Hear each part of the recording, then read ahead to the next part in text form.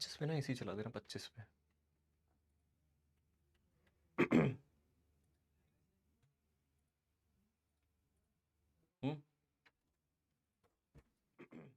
Hello बच्चों, a very warm welcome to PW. कैसे हो आप सब? A very good evening everyone.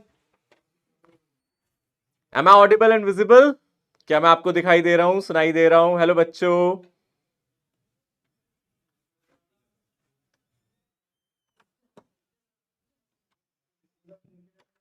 बोलो बोलो। मुजफ्फरपुर से, हल्द्वानी से कोई कुछ बोल बोल तो नहीं रहे कोई कुछ? मेरे को आवाज नहीं आ रही आपकी।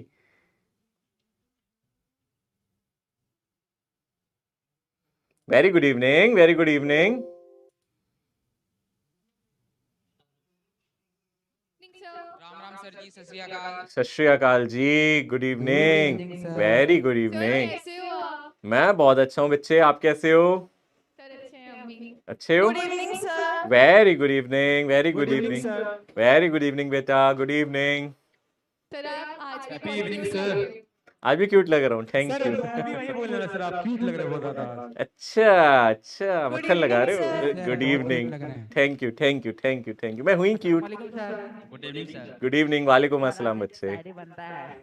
हाँ, आज फिर एक शायरी बनता है। आज बेटा शायरी लेके आया हूँ मैं, हाँ अभी सर बिल्कुल। इरशाद, इरशाद इरशाद। सर, है इरशाद। ना? अच्छा ना भी लगे तो भी तालियां बजानी है, ठीक है ना? ये स्टूडियो वाले भैया ने दिया है मुझे, आकाश नाम है इसका, इसने दी है ये शायरी। ओके ठीक है, सर। जब टूटने लगे हौसले तो बस ये याद रखना, बिना मेहनत के हासिल तक तो ताज नहीं होते। वाह वाह।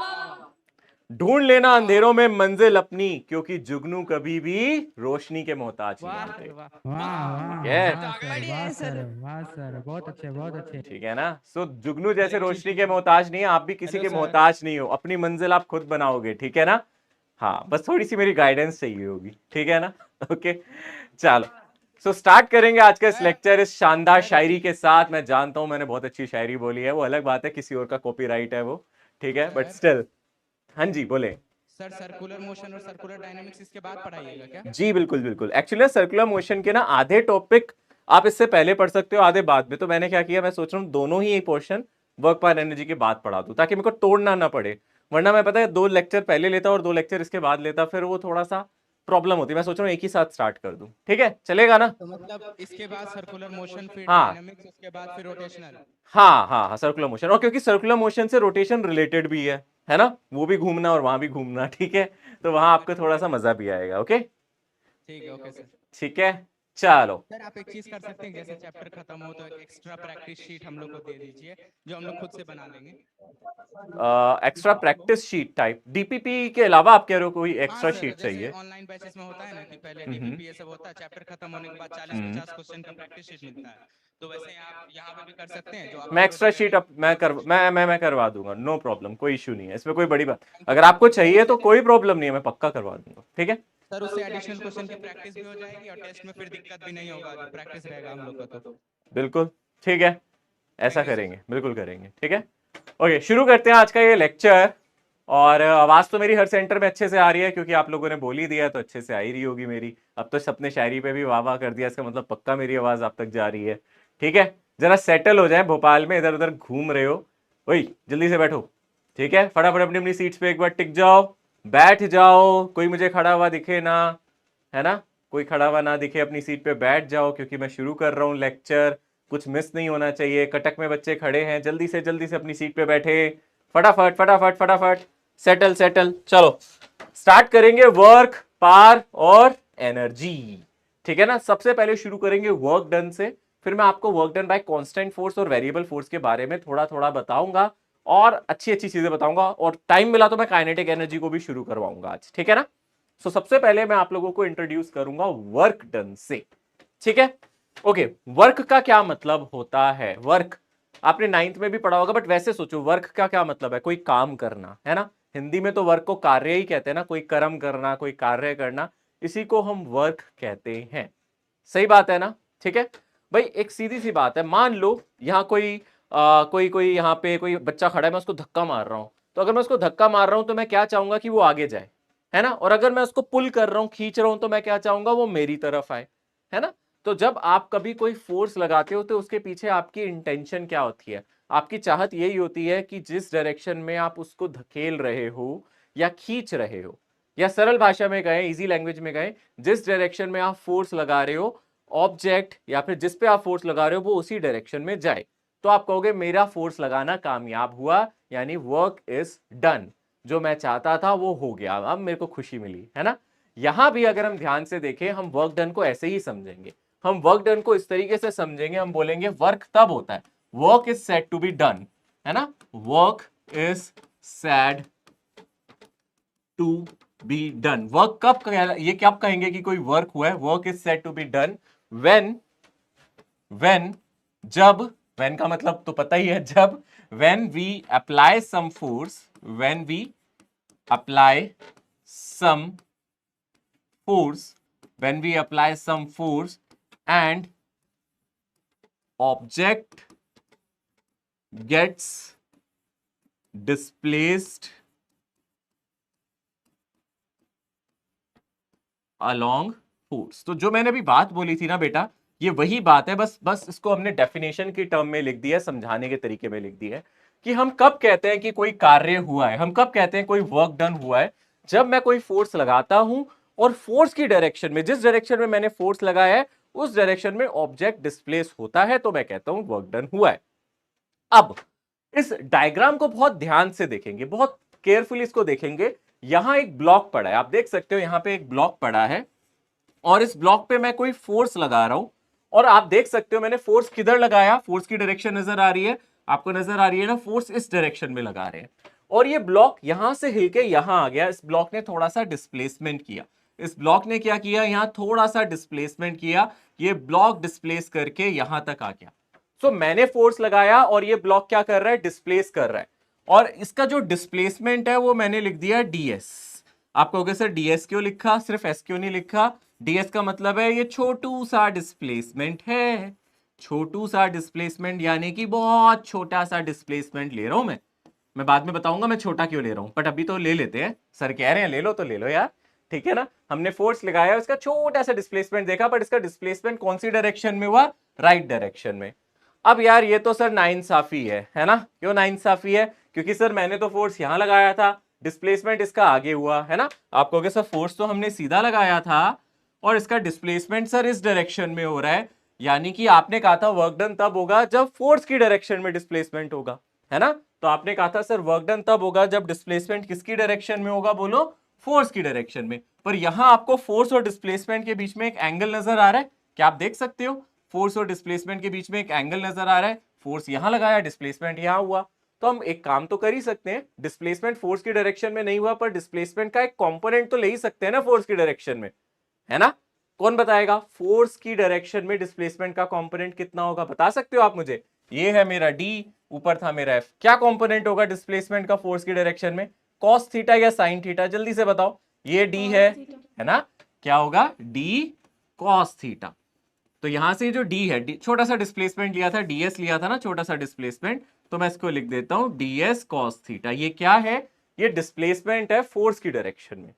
अब वर्क डन का फॉर्मूला क्या होगा, वर्क डन का जो फॉर्मूला होता है वो होता है फोर्स को मल्टीप्लाई कर दो उस डिस्प्लेसमेंट से जो फोर्स की डायरेक्शन में है, फोर्स को मल्टीप्लाई कर दो उस डिस्प्लेसमेंट से जो फोर्स की डायरेक्शन में है, यहां से जो वर्क डन आएगा वो भी छोटा सा आएगा, क्यों, क्योंकि छोटा सा डिस्प्लेसमेंट था, आपने फोर्स लगाया, फोर्स से छोटा सा डिस्प्लेसमेंट हुआ, आपने उस छोटे से डिस्प्लेसमेंट को फोर्स से मल्टीप्लाई किया, तो छोटा सा वर्क डन आ गया, जिसको हमने क्या लिख दिया, dw। हमने छोटा सा वर्क डन निकाला और वो छोटू सा वर्क डन कितना आया, ds cos theta multiply by f ds cos theta.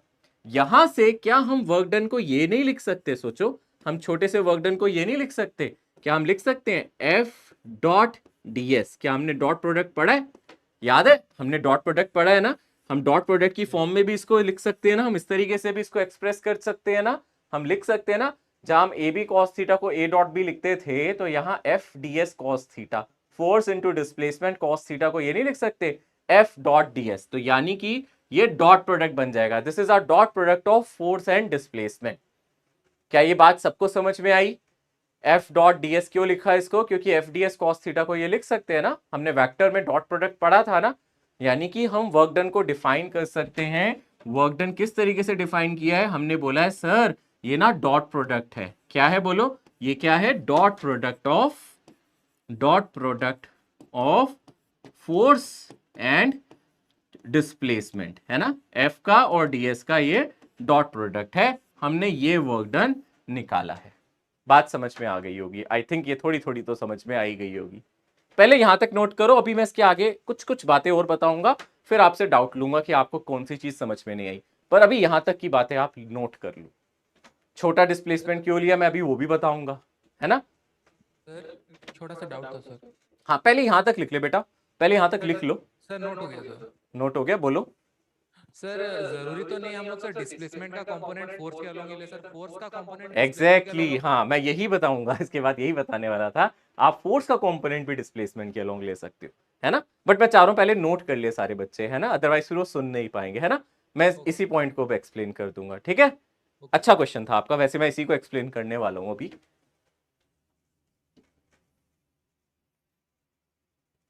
Sir जी बेटा। सर वहाँ पे W is equals to F into D S cos theta कैसे हुआ? ये वर्क डन को डिफाइन किया गया, वर्क डन को इस तरीके से डिफाइन किया है, वो फोर्स और डिस्प्लेसमेंट को मल्टीप्लाई करके आएगा। हमें किसी ने ये बता दिया कि जब हम फोर्स और डिस्प्लेसमेंट को मल्टीप्लाई करते हैं तो क्या मिलता है? Work done. पर ऐसा वैसा कोई डिस्प्लेसमेंट नहीं लेना है बेटा, हमें कौन सा डिस्प्लेसमेंट लेना है बताओ? जो किसकी डायरेक्शन में हो? बोलो। फोर्स की डायरेक्शन में, है ना? तो पहले तो आपको ये समझना पड़ेगा, इसका कोई डेरिवेशन नहीं है कि वर्क डन फोर्स और डिस्प्लेसमेंट ही क्यों होता है। ये तो जैसे हम मोमेंटम को मास इनटू वेलोसिटी, फोर्स को मास इनटू एक्सेलरेशन कह देते थे, हम पहले इनको डिफाइन करते थे ना, ऐसी वर्क डन डिफाइंड है। वर्क डन को हम डिफाइन करते हैं, ये मल्टीप्लीकेशन फोर्स और डिस्प्लेसमेंट का ही होता है। बट ऐसा वैसा डिस्प्लेसमेंट नहीं लेना, वो डिस्प्लेसमेंट लेना है जो फोर्स की डायरेक्शन में, ठीक है? इसलिए मैंने उस डिस्प्लेसमेंट को फोर्स से मल्टीप्लाई कर दिया बेटा, ठीक है? तो सर इसमें जो डीएस कंपोनेंट को निकालने के बाद उसको फोर्स के साथ मल्टीप्लाई करेंगे तो वर्क डन निकलेगा। वर्क डन आ जाएगा, क्योंकि देखो फोर्स आपने कहा था ना कि सर फोर्स तो यहां लगा था, पर डिस्प्लेसमेंट तो क्वेश्चन में दिख रहा है यहां हो रहा है। तो आप कहोगे सर फोर्स की डायरेक्शन में क्या कोई डिस्प्लेसमेंट है? तो आपने कहा कंपोनेंट निकाल लो, तो यही कंपोनेंट फोर्स की डायरेक्शन में हो जाएगा, ठीक है? Okay sir. डिस्प्लेसमेंट का कंपोनेंट है बेटा ये, है ना? ds cos theta. अब जैसे कि दूसरे बच्चे ने एक बहुत अच्छा क्वेश्चन पुट किया कि सर हम ऐसा नहीं कर सकते कि डिस्प्लेसमेंट की जगह फोर्स का कंपोनेंट ले ले, तो ये दूसरा तरीका है समझने का। इससे इसी को समझने का एक दूसरा तरीका आप ये भी कह सकते हो कि हम ऐसा भी कह सकते हैं कि जो हमने फोर्स लगाया था, मान लो ये मेरा ब्लॉक था, इस ब्लॉक पे जो हमने फोर्स लगाया था वो ऐसे लगाया था, ठीक है ना? इस ब्लॉक पे जो मैंने फोर्स लगाया था ऐसे लगाया था, और जो इसका डिस्प्लेसमेंट हुआ था वो आगे की तरफ हुआ था। कितना डिस्प्लेसमेंट हुआ था बच्चों? छोटा सा डिस्प्लेसमेंट हुआ था। तो दूसरा तरीका इसको समझने का ये भी है, आप कह सकते हो सर फोर्स को दो कंपोनेंट में तोड़ लो, ठीक है ना? एक कंपोनेंट ये वाला और एक कंपोनेंट ये वाला। तो यानी कि ये वाला कंपोनेंट कितना हो जाएगा, आप समझ रहे हो? F cos theta. ये वाला कंपोनेंट कितना हो जाएगा? F cos theta. तो आप ये भी तो कह सकते थे कि सर फोर्स के भी दो कंपोनेंट है, तो जो कंपोनेंट डिस्प्लेसमेंट की डायरेक्शन में है एक्चुअली उसी से डिस्प्लेसमेंट हुआ है ना? फोर्स दो डायरेक्शन में तोड़ लिया गया है, फोर्स को इस डायरेक्शन में और इस डायरेक्शन में तोड़ लिया गया है। एक कंपोनेंट इसका एफ साइन थीटा हो जाएगा, एक एफ कॉस थीटा हो जाएगा। पर फोर्स का कौन सा कंपोनेंट है जो इसको आगे ले जा सकता है? F cos theta. यानी कि आप ये भी लिख सकते हो, आप वर्क डन को ये भी डिफाइन कर सकते हो, आप कह सकते हो हम फोर्स का कंपोनेंट ले लेते हैं, यानी कि हम एफ कॉस थीटा ले लेते हैं और उसको मल्टीप्लाई कर लेते हैं डीएस से। क्या फॉर्मूला अभी भी सेम ही बना? देखा जाए फॉर्मूले में थोड़ा ना कोई वेरिएशन आया, फॉर्मूला तो अभी भी सेम बना। तो यहां से जो वर्क डन का फॉर्मूला आया, यहां से जो वर्क डन का फॉर्मूला आया वो अभी भी कितना आ गया हमारा? F dot DS.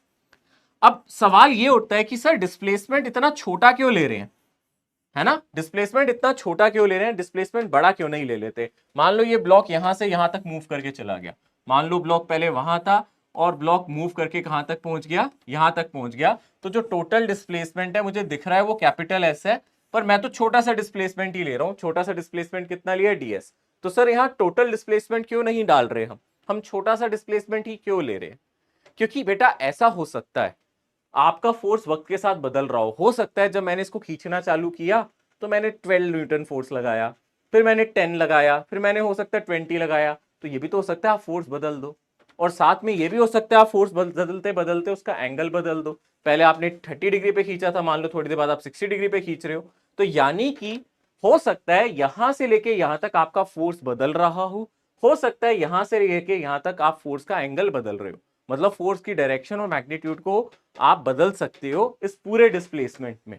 तो यानी कि अगर आपका फोर्स वेरिएबल है, वेरिएबल का मतलब जानते हो, जो चीज बदलती है उसको हम क्या कहते हैं, वेरिएबल। जो चीज बदल रही होती है समय के साथ, डिस्टेंस के साथ, उसको क्या बोला करते हैं, वेरिएबल। तो अगर फोर्स वेरिएबल है तो हम इसको एफ डॉट एस नहीं लिख सकते, यानी कि हो सकता है यहां से यहां तक मेरा फोर्स और फोर्स का एंगल बदल रहा हो। इसलिए मैंने क्या किया, मैंने सिर्फ एक छोटा सा डिस्प्लेसमेंट लिया, है ना। जो मैं डिस्प्लेसमेंट ले रहा हूं वो कैसा ले रहा हूं, छोटा। तो सर छोटा डिस्प्लेसमेंट लेने से क्या हुआ, ये इतना छोटा डिस्प्लेसमेंट है जिसमें मैं श्योरिटी से कह सकता हूं ये इतना छोटा डिस्प्लेसमेंट है, इसमें फोर्स नहीं बदला होगा। बात समझ में आ रही है। ये इतना छोटा सा डिस्प्लेसमेंट लिया, डीएस कितना छोटा डिस्प्लेसमेंट है सर, ये इतना छोटा डिस्प्लेसमेंट है जिस डिस्प्लेसमेंट में आपका फोर्स ना तो एंगल बदल रहा है ना मैग्नीट्यूड। इस छोटे से डिस्प्लेसमेंट में फोर्स नहीं बदला होगा, मैं श्योरिटी से कह सकता हूं। तो जितने डिस्प्लेसमेंट में फोर्स नहीं बदला होगा उतने छोटे डिस्प्लेसमेंट में हमारा वर्क डन ये आया। फिर आप कहोगे सर अगर मुझे टोटल यहां से लेके यहां तक का टोटल वर्क डन निकालना है तो मैं कहूंगा छोटे छोटे पार्ट में निकाल लो, पहले इतने पार्ट का वर्क डन निकाल लो, फिर यहां का निकाल लो, फिर यहां का निकाल लो। आप उन छोटे छोटे सारे डिस्प्लेसमेंट का वर्क डन निकालो और सबको जोड़ दो तो आपको क्या मिल जाएगा, टोटल वर्क डन। यानी कि अगर आप चाहते हो कि आप टोटल वर्क निकालो पूरी जर्नी का, अगर आप टोटल वर्क निकालना चाहते हो तो आप क्या कर सकते हो, आप कह सकते हो सर छोटे छोटे डिस्प्लेसमेंट को जोड़ दो, और जोड़ने की इस प्रतिक्रिया को ही हम इंटीग्रेशन कहते हैं। इतने सारे छोटे छोटे डिस्प्लेसमेंट को जोड़ना आसान थोड़ा है, इतने छोटे छोटे वर्क डन्स को जोड़ना आसान थोड़ा है। जब इतने सारे नंबर्स को जोड़ा करते हैं तो हम क्या यूज करते हैं, इंटीग्रेशन। तो यानी कि इस इक्वेशन को अगर आप इंटीग्रेशन कर दोगे तो आप इसको जोड़ दोगे, यानी कि यहां से हमारा आ जाएगा टोटल वर्क डन। तो टोटल वर्क डन क्या आ जाएगा, integration of F dot D S, ठीक है ना। इसको आप टोटल वर्क डन कह सकते हो, या फिर जर्नी में जो भी वर्क डन हो रहा है आप ऐसे लिख सकते हो। ये पूरा मैं इसको एक बार दोबारा से लिख देता हूं, इसको आप टोटल वर्क डन कह सकते हो, यानी कि total work done is nothing but integration of D W which is nothing but integration of F dot D S. This is total work done. समझ में आया, ये अच्छे से क्लियर हो रही है। ये छोटा सा वर्क डन निकाला था और पूरी जर्नी का वर्क डन निकालना है तो यहां निकाल लो छोटा सा वर्क डन, फिर निकाल लो छोटा सा वर्क डन, फिर निकाल लो छोटा सा वर्क डन, सभी को जोड़ दो। सारे वर्क डन अलग अलग हम कैसे कह सकते हैं सर सारे वर्क डन अलग अलग होंगे, क्योंकि हो सकता है हमारा फोर्स बदल रहा हो। समझ में आ गया। तो वर्क डन का ये फॉर्मूला जनरल है, टोटल वर्क डन का जनरल फॉर्मूला, मतलब हर जगह लगा सकते हो आप इस फॉर्मूले को। जनरल फॉर्मूला ये है, this is the general formula. ये आपका बिल्कुल पक्का वाला फॉर्मूला है वर्क डन का, जो कभी फेल नहीं होता।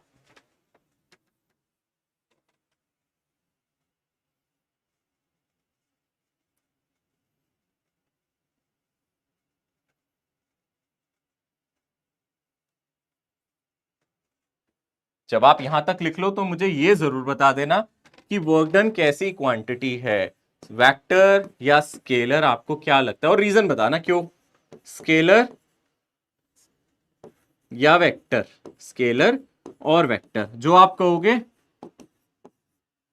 उसी को हम मार्क कर देंगे। सोचो वर्क डन कैसी क्वांटिटी है, स्केलर और वेक्टर, सोच के बताओ। स्केलर क्यों सर, क्योंकि दोनों वेक्टर्स का डॉट प्रोडक्ट स्केलर ही होता है। एग्जैक्टली क्योंकि वैसे भी इसको हमने डिफाइन किया था मैग्नीट्यूड ऑफ फोर्स को मैग्नीट्यूड ऑफ डिस्प्लेसमेंट से मल्टीप्लाई करने में, और देख के भी पता चल रहा है ये डॉट प्रोडक्ट पे डिपेंड कर रहा है, और डॉट प्रोडक्ट हमेशा कैसा आता है बोलो, स्केलर आता है। यानी कि ये कैसी क्वांटिटी है बोलो, स्केलर।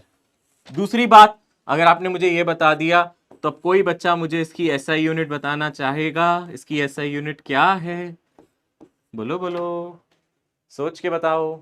फोर्स की क्या होती है, न्यूटन, डिस्प्लेसमेंट की क्या होती है, मीटर, तो दोनों को मल्टीप्लाई करूंगा तो क्या आ जाएगा बोलो, न्यूटन मीटर।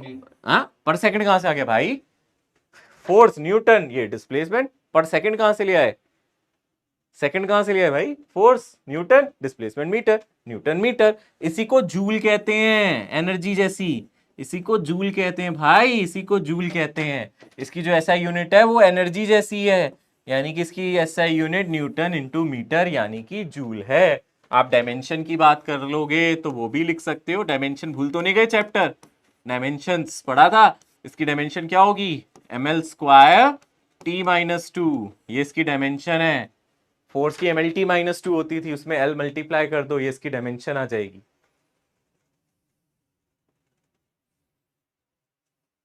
Done sir. ठीक है, डन। 10-15 सेकंड्स और दे रहा हूं मैं, सब लिख लो एक बार, जल्दी से लिखना बट प्लीज। सर हाँ जी बच्चे, और एक बार समझाने थोड़ा तेज बोलो बच्चे, थोड़ा सा तेज तेज बोलो बेटा, क्या कह रहे हो? सर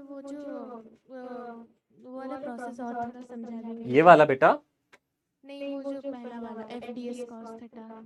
FDS cos थीटा वाला बेटा। ये देखो, आपने फोर्स यहाँ लगाया ना बेटा, बोलो हाँ या ना, बताओ। Yes sir. पर डिस्प्लेसमेंट कहाँ हो रहा है बेटा? यहाँ। उस और फोर्स कैसी क्वांटिटी है, वेक्टर या स्केलर? वेक्टर। और वेक्टर के हमेशा कंपोनेंट कर सकते हैं ना हम, है? फोर्स कैसी क्वांटिटी, स्केलर मत बोलना भाई, ठीक है ना? वेक्टर। फोर्स कैसी क्वांटिटी है, वेक्टर। और वेक्टर क्वांटिटी के कंपोनेंट ले सकते हैं, यस और नो? यस। तो आप सोचो ना, फोर्स का एक कंपोनेंट ये हो गया और एक आपने डिस्प्लेसमेंट के अलोंग कर लिया। अब मुझे एक बात बताओ, आप कहोगे सर एक्चुअल में ये एक नहीं दो फोर्स बन गए, एक ऊपर वाला एक नीचे वाला। अब मुझे बताओ इन दोनों में से कौन सा कंपोनेंट है जो आपको लग रहा है इसको आगे ले जा रहा है, ऊपर वाला है या फिर इसके साथ वाला? कौन इसको आगे ले जा रहा होगा, सोचो। यही वाला है ना सर, यही वाला कंपोनेंट तो इसको आगे ले जाएगा। ऐसी कैसी बात करो, ऊपर वाला कंपोनेंट तो ऊपर ले जा सकता है, आगे वाला कंपोनेंट आगे ले जा सकता है, तो इसका कौन सा कंपोनेंट है जो इसको आगे ले गया होगा, बोलो? F cos theta. मैंने वही किया बेटा, जब मुझे वर्क डन निकालना था तो मैंने कहा मेरा जो फोर्स इसको आगे ले गया है ना वो ये है, और इसका डिस्प्लेसमेंट हुआ कितना है वो ये है, तो यही आ गया ना F cos थीटा ds, तो इसको मैंने FDS cos थीटा लिख दिया बेटा, है ना? तो हम ये लिख सकते हैं F और ds के बीच में जो एंगल है वो थीटा है, तो मैं इसको F डॉट ds लिख सकता हूँ बेटा। जैसे AB cos थीटा को आप A डॉट B नहीं लिखते थे बेटा, वैसे यहाँ F डॉट ds लिख दिया। ठीक है, यस सर। क्लियर हो गया? Yes sir. चमक गया ना अच्छे से, जुगनू की तरह? ठीक है, चमक गया ना? सर थोड़ा साइड हो जाइए। थोड़ा यार, पूरा साइड हो जाते हैं हम तो।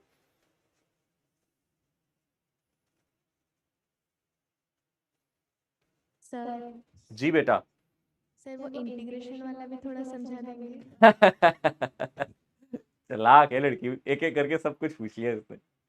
अच्छा देखो, यहाँ मैं साइड होके पढ़ाता हूँ, ठीक है? देखो, अब मुझे एक बात बताओ यार, यहाँ क्या है बच्चे, फोर्स हमारा जरूरी नहीं है कि कांस्टेंट हो। बात समझ रहे हो सकता है ना सर फोर्स बदल रहा हो, ठीक है? तो हम पता क्या कह सकते हैं, ये फॉर्मूला तब तक लगा सकते हैं जितनी देर के लिए आपका फोर्स बदल ना रहा हो, है ना? जितनी देर के लिए आपका फोर्स बदल ना रहा हो। इसलिए मैंने बोला बेटा, जब आप एक पॉइंट से दूसरे पॉइंट तक जा रहे हो सकता है आपका फोर्स बदल रहा हो, तो मैं कह रहा हूं पर एक छोटे से डिस्प्लेसमेंट के लिए तो मैं बोल सकता हूं कि मेरा फोर्स नहीं बदल रहा। तो इतने छोटे से डिस्प्लेसमेंट के लिए जो वर्क डन आया है वो dw है, फिर अगले इतने छोटे से डिस्प्लेसमेंट के लिए जो वर्क डन आएगा वो अलग आएगा, फिर अगले छोटे से डिस्प्लेसमेंट के लिए जो वर्क डन आएगा वो अलग आएगा। यानी कि छोटे छोटे छोटे छोटे छोटे छोटे छोटे ऐसे कितने वर्क डन निकालने पड़ेंगे, बहुत सारे निकालने पड़ेंगे, और उन सभी को जोड़ दोगे तो क्या मिलेगा आपको, टोटल वर्क डन। बताओ, ये बात क्लियर है? Yes sir. तो टोटल वर्क डन निकालने के लिए मैंने क्या किया बेटा, उनको जोड़ दिया। इंटीग्रेशन का मतलब भी जोड़ना ही होता है, इंटीग्रेशन का मतलब भी जोड़ना होता है, पर इंटीग्रेशन कब इस्तेमाल करते हैं, जब बहुत सारी चीजें जोड़नी हो, जब आप काउंट भी ना कर सको कि कितनी बार एडिशन करना है, इसलिए हमने यहाँ इंटीग्रेशन लगा दिया बेटा दोनों साइड। बताओ अब ठीक है? Yes sir. ये जनरल फॉर्मूला आ गया। Thank you sir. अब खुश? Yes sir. खुश तो नहीं लग रहे, अभी भी बहुत धीरे से बाजाइए। Yes sir sir. Done? Yes sir. Work done? आपका वर्क डन हो गया, आगे बढ़े? Yes sir. डन। डन। चल, ओए अब नहीं भाई, बहुत देर दिया मैंने लिखने के लिए। Work done bye constant force, ठीक है ना? Work done bye constant force, constant force से कितना वर्क डन होता है समझेंगे। अब आप मुझे बताओ, अभी हमने क्या फॉर्मूला लिखा था टोटल वर्क डन का, सब बताएंगे। अब तो मैंने पूरा पूरा समझाया है। क्या फॉर्मूला था, इंटीग्रेशन ऑफ, बोलो, F डॉट ds, ये था ना? कोई नहीं बोल रहा, मतलब बस कोई नहीं बोलेगा सर। अरे यार बोल दो यार, प्लीज बोलो। यही था ना, अभी पढ़ाया ना अभी फॉर्मूला ये वाला, बताओ जल्दी से बोलो, है ना? इसको क्या लिख सकते हैं हम, बोलो? FDS cos theta, FDS cos theta. Constant force का क्या मतलब हुआ? अगर मैं बोल रहा हूं फोर्स कांस्टेंट है, इसका मतलब फोर्स बदल नहीं रहा, फोर्स बदल नहीं रहा। फोर्स नहीं बदल रहा, इसका मतलब क्या है, ना तो आप उसका मैग्नीट्यूड बदल रहे हो, ना ही उसकी डायरेक्शन। यानी कि F क्या हो गया, कांस्टेंट, थीटा क्या हो गया, कांस्टेंट। आप जानते हो इंटीग्रेशन के अंदर कांस्टेंट को रखते ही नहीं है, कांस्टेंट को हमेशा इंटीग्रेशन से बाहर खींच लो। मतलब मैं F और cos थीटा को इंटीग्रेशन के बाहर ले जा सकता हूं, और इंटीग्रेशन के अंदर सिर्फ क्या बचेगा, बोलो? ds, है ना? इंटीग्रेशन के अंदर क्या बचेगा, सिर्फ बोलो ds। तो आप कहोगे अच्छा सर यहां से यहां तक जा रहे हैं और सिर्फ हमारे पास इंटीग्रेशन के अंदर क्या बचा है, बोलो ds। डीएस का इंटीग्रेशन का मतलब जानते हो, मतलब आपको सिर्फ पता है क्या जोड़ना है, इतना छोटा सा डिस्टेंस, ये डिस्टेंस, ये डिस्टेंस, आपको ये सारे छोटे छोटे डिस्टेंस को जोड़ना है। तो आप कहोगे सर इन सबको जोड़ के तो टोटल डिस्टेंस ही आ जाएगा ना। अरे यार मैं बोलूं इसको जोड़ो, इसको जोड़ो, इसको जोड़ो, तो इन सबको जोड़ के तो टोटल डिस्प्लेसमेंट ऐसे ही आ जाएगा। यानी कि इंटीग्रेशन ऑफ डीएस तो हमें क्या दे देगा, ये कितना दे देगा, एस दे देगा। यानी कि हमारा फॉर्मूला हो जाएगा एफ एस कॉस थीटा। यानी कि इस केस में आप वर्क डन को सिंपली लिख सकते हो फोर्स डॉट टोटल डिस्प्लेसमेंट, पर ये कांस्टेंट फोर्स के लिए ही लिख सकते हो। अगर फोर्स कांस्टेंट है तो हमें छोटा डिस्प्लेसमेंट लिखने की जरूरत नहीं है, हम सिंपली एफ डॉट एस लिख सकते हैं। समझ रहे हो मेरी बात। जब फोर्स कांस्टेंट नहीं होता तो हमें टोटल वर्क डन निकालने के लिए ये फॉर्मूला लगाना चाहिए, पर अगर फोर्स कांस्टेंट है तो हम डायरेक्टली ये फॉर्मूला इस्तेमाल कर सकते हैं। इस फॉर्मूले को डायरेक्टली इस्तेमाल करो, बस फोर्स को टोटल डिस्प्लेसमेंट से डॉट प्रोडक्ट लेके दिखा दो। यानी कि हम एफ एस कॉस थीटा को ही वर्क डन कह सकते हैं। इंटीग्रेशन करने की जरूरत इसमें नहीं है, कांस्टेंट फोर्स में इंटीग्रेशन करने की जरूरत नहीं पड़ती है ना। आप चाहो तो यहां लिख लो, अगर फोर्स कांस्टेंट है, कांस्टेंट फोर्स हो तो कांस्टेंट फोर्स हो तो इंटीग्रेशन करने की जरूरत नहीं पड़ती, इंटीग्रेशन की नीड नहीं है। आया समझ में।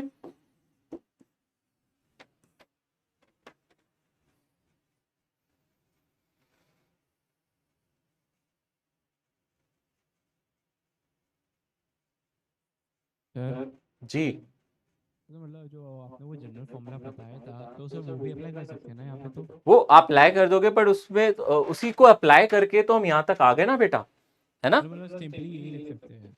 हाँ, उसको अप्लाई करते हुए हम यहाँ आ गए, फिर हमें समझ में आ गया कि क्योंकि जनरल फॉर्मूला में इंटीग्रेशन का साइन है, बट उस इंटीग्रेशन को करने की हमें जरूरत ही नहीं पड़ी, है ना। तो हम डायरेक्टली यहाँ पहुंच गए। तो इसका मतलब है हमारे पास एक बेनिफिट है कि अगर हमें वर्क डन निकालना और फोर्स कांस्टेंट हो तो इंटीग्रेशन से बचो। आसान तो है नहीं इंटीग्रेशन आपके लिए, तो वैसे ही बड़ा मुश्किल है। इंटीग्रेशन देखते ही आधे बच्चों को वैसे ही नींद आ जाती है या फिर इधर उधर देखने लगते हैं। जैसे मैं इंटीग्रेशन की बात करता हूँ लोगों को दीवार देखनी याद आ जाती है ना। देखता रहता हूँ मैं, यहाँ से स्क्रीन से दिखते हो मुझे, है ना। तो जब मैं इंटीग्रेशन की बात करता हूँ वैसे ही हवाइयां उड़ जाती है। तो मैं आपको कह रहा हूँ इंटीग्रेशन मत करना, तो आप कहोगे अच्छी बात है सर, इंटीग्रेशन नहीं करना पड़ेगा, बहुत अच्छी बात है सर। पर कब नहीं करना पड़ेगा, जब फोर्स कैसा हो, बोलो कांस्टेंट, है ना। अगर फोर्स कांस्टेंट है तब इंटीग्रेशन नहीं करना पड़ेगा। अब सवाल ये है कि सर क्वेश्चन में क्या हमें पता चल जाएगा कि फोर्स कांस्टेंट है या नहीं, है ना। अगला सवाल यही होगा आपका, मैं जानता हूं, अच्छे से जानता हूं। अब तो इतना टाइम हो गया आपको पढ़ाते पढ़ाते, ये दिमाग में आ रहा होगा सवाल, किसी ना किसी के तो आया होगा, है ना, कि सर हमें पता चल जाता है कि फोर्स कांस्टेंट है या नहीं है ना। पूछो पूछो, कोई तो पूछना चाहता होगा ये, है ना। चलो मैं बता ही देता हूं, नहीं पूछ रहे कोई बात नहीं, मैं बता देता हूं। क्या हमें सवाल देख के पता चलेगा कि फोर्स कांस्टेंट है या नहीं, तो हाँ हमें देख के पता चल जाएगा। पर कैसे, अब बताता हूं। मैं स्लाइड बदल दूं, ये नोट कर लिया सभी ने, भाई नोट कर लो। यस डन ना। सर हाँ। सर। सर प्लीज रुक जाइए सर। तेज लिखा करो, जल्दी लिखा करो भाई, ढीले ढाली प्राणी, तेज लिखा कर तू। डन। बस हो गया। चलो, हमें कैसे पता चले फोर्स कांस्टेंट है या नहीं, है ना। तो देखो जरा सवाल में कैसे कैसे देगा। मान लो कांस्टेंट फोर्स, अगर हमें क्वेश्चन में कांस्टेंट फोर्स कैसे पता चलेगा वो है या नहीं। किसी क्वेश्चन में आपको ऐसे दे कि फोर्स ये है, समझना। किसी क्वेश्चन में आपको दिख जाए फोर्स दे रखा है 2i cap minus 3j cap plus 5k cap. Sir back side please. अब नहीं होगी पीछे। या फिर अगर आपको फोर्स दिया जाए 2x square minus 3x plus 5, या फिर आपको कहीं ऐसा दिख जाए force is equals to 4j cap minus 3t i cap plus 5t k cap, ठीक है ना। एक मिनट, ये नहीं लिखता, रुक जाओ, ठीक है, एक सेकेंड, इन दोनों को हटा देता हूं। अभी मत लिखना, अभी मत लिखना, पहले कांस्टेंट वाले लिख रहा था ना मैं, ठीक है। देखो ये होता है आपको जवाब देने के चक्कर में मैं कुछ और लिख देता हूं, ठीक है ना। बीच में कोई मत बोलना प्लीज। या तो फोर्स आपको ऐसा दे जाए 5i कैप, सिर्फ इतना दिख जाए, या फिर आपको फोर्स ऐसा दिख जाए, आपको क्वेश्चन में फोर्स का मैग्नीट्यूड दे दे 20 न्यूटन। तो इन तीनों कैटेगरी में, अभी मैं सिर्फ कांस्टेंट वाली की बात कर रहा हूं। अगर मैं कांस्टेंट फोर्स के बारे में बोल रहा हूं, if I am talking about constant force, तो ये तीनों फोर्स कांस्टेंट कैटेगरी में। किसी सवाल में आपको ऐसे कोई फोर्स दिखे ना, आपको ना तो टाइम दिखे ना पोजीशन दिखे, आप कह सकते हो ये फोर्स कांस्टेंट है। अब बात आती है सर वेरिएबल फोर्स क्या होंगे, वेरिएबल कैसे पता चलेंगे कि कोई फोर्स बदल रहा है, वेरिएबल है वो ये होंगे। अगर वेरिएबल फोर्स की बात करें, यानी कि कभी इक्वेशन में आपको ऐसा दिख जाए force is equals to 3x² minus 2x plus 5, या फिर ऐसा कहीं आपको फोर्स दिख जाए 5j minus 2ti plus 5t² k, या फिर फोर्स आपको ऐसा दिख जाए 3t², या फिर आपको फोर्स किसी क्वेश्चन में ऐसा दिख जाए 5 वाई डायरेक्शन में भी हो सकता है फोर्स वाई डायरेक्शन में हो सकता है ऐसे दे दे 3y माइनस 2y², ऐसा कुछ दे दे। अब आप इन दोनों को जरा ध्यान से देखो, इनमें फर्क क्या है जो मैंने यहाँ दो लिखे हैं। यहाँ कहीं भी ना तो टाइम दिख रहा है ना पोजीशन दिख रही है, यहाँ सिर्फ आपको नंबर्स दिख रहे हैं या डायरेक्शन दिख रही है, देख रहे हो 2 3 5, ये क्या वेरिएबल है? नहीं, कांस्टेंट है। या फिर आपको डायरेक्शन दिख रही है। तो आपको किसी क्वेश्चन में कुछ ऐसी चीजें मिल जाए जो आपको नजर आ रही है ना तो टाइम पे डिपेंड कर रही है ना पोजीशन पे, उनको आप कांस्टेंट फोर्स मान सकते हो। इन सभी के वर्क डन के लिए सिर्फ आपको डिस्प्लेसमेंट से इन्हें मल्टीप्लाई करना होगा। इन सभी फोर्सेस से वर्क डन निकालने के लिए सिर्फ क्वेश्चन में जब आपको डिस्प्लेसमेंट दिया हो आप उसको इससे डॉट प्रोडक्ट ले लो, मल्टीप्लाई कर दो। बट ऐसे क्वेश्चंस जब भी आएंगे इसमें आप देख सकते हो अगर आप x को बदल दोगे तो फोर्स बदल जाएगा। इस क्वेश्चन में अगर आप टाइम को बदल दोगे तो फोर्स बदल जाएगा। इस क्वेश्चन में अगर आप टाइम को बदल दोगे तो फोर्स बदल जाएगा। टाइम को 0 डालोगे फोर्स 0 आएगा, टाइम को 1 सेकंड डालोगे फोर्स 3 आएगा, टाइम को 2 सेकंड डालोगे तो फोर्स 12 आएगा। ऐसे ही आप यहाँ y की डिफरेंट वैल्यू डालोगे आपको फोर्स अलग मिलेगा। यानी कि ये सारे फोर्स डिपेंडेंट है, ये टाइम पे या पोजीशन पे डिपेंड कर रहे हैं, यानी कि ये वेरिएबल फोर्स है और ये सारे फोर्स कांस्टेंट है। अब मैं जब क्वेश्चन कराऊंगा तो आपकी नजरें एकदम गड़ जानी चाहिए क्वेश्चन में और आपको सोच के बताना है कि इस क्वेश्चन में हम कौन सा फॉर्मूला यूज करें। इन सभी क्वेश्चंस के लिए मुझे इंटीग्रेशन करना पड़ेगा, इन सभी क्वेश्चंस में हमें इंटीग्रेशन नहीं करना पड़ेगा। अगर ऐसा कुछ फोर्स होगा इंटीग्रेशन की जरूरत नहीं पड़ेगी, ऐसा कुछ फोर्स देगा तो इंटीग्रेशन की जरूरत पड़ेगी। ये जस्ट एग्जाम्पल्स हैं समझाने के लिए कि अगर फोर्स टाइम पे या पोजीशन पे डिपेंड नहीं कर रहा, मस्त है लाइफ, चिल है, कोई इंटीग्रेशन की जरूरत नहीं है। और ये आपको समझाने के लिए अगर आपको कुछ ऐसा फोर्स नजर आ जाए तो इंटीग्रेशन की वहां बिल्कुल जरूरत है। ठीक है ना? क्वेश्चन पे बहुत कुछ डिपेंड करता है, क्वेश्चन आएगा तो आपको और समझ में आएगा। बस हिंट दे दिया मैंने कि क्वेश्चन में ऐसी चीजें ढूंढना। अब आप जब भी क्वेश्चन आए तो वर्क डन निकालने का क्वेश्चन आए तो आप इन चीजों को ढूंढने की कोशिश करोगे। ठीक है, जल्दी से लिखना है, इसको नोट करना। मैं ज्यादा टाइम नहीं दूंगा, 1 मिनट मतलब मैं 40 सेकंड से 1 सेकंड ऊपर नहीं देने वाला। जल्दी से नोट करो फटाफट, और बैक स्लाइड पे बिल्कुल नहीं लेके आऊंगा, मैंने पूरा टाइम दिया था पिछले स्लाइड को लिखने के लिए। आपको भी तो स्पीड बढ़ानी है यार, ऐसे थोड़ा चलेगा, इतना धीरे धीरे लिखते हो यार। और मैंने आपको पहले भी बोला है शॉर्ट नोट लिखो, शॉर्ट नोट लिखो बच्चे, शॉर्ट नोट। शॉर्ट्स में छोटी छोटी छोटी छोटी चीजें लिखो, जरूरी नहीं है सब कुछ नोट करना है। जब क्लास खत्म होती है पीडीएफ फाइल आती है, आप उससे दोबारा से अपने नोट्स मैच करो। आपको लगता है कुछ और लिखना है तो लिखो। डन ना? हो गया। Yes sir.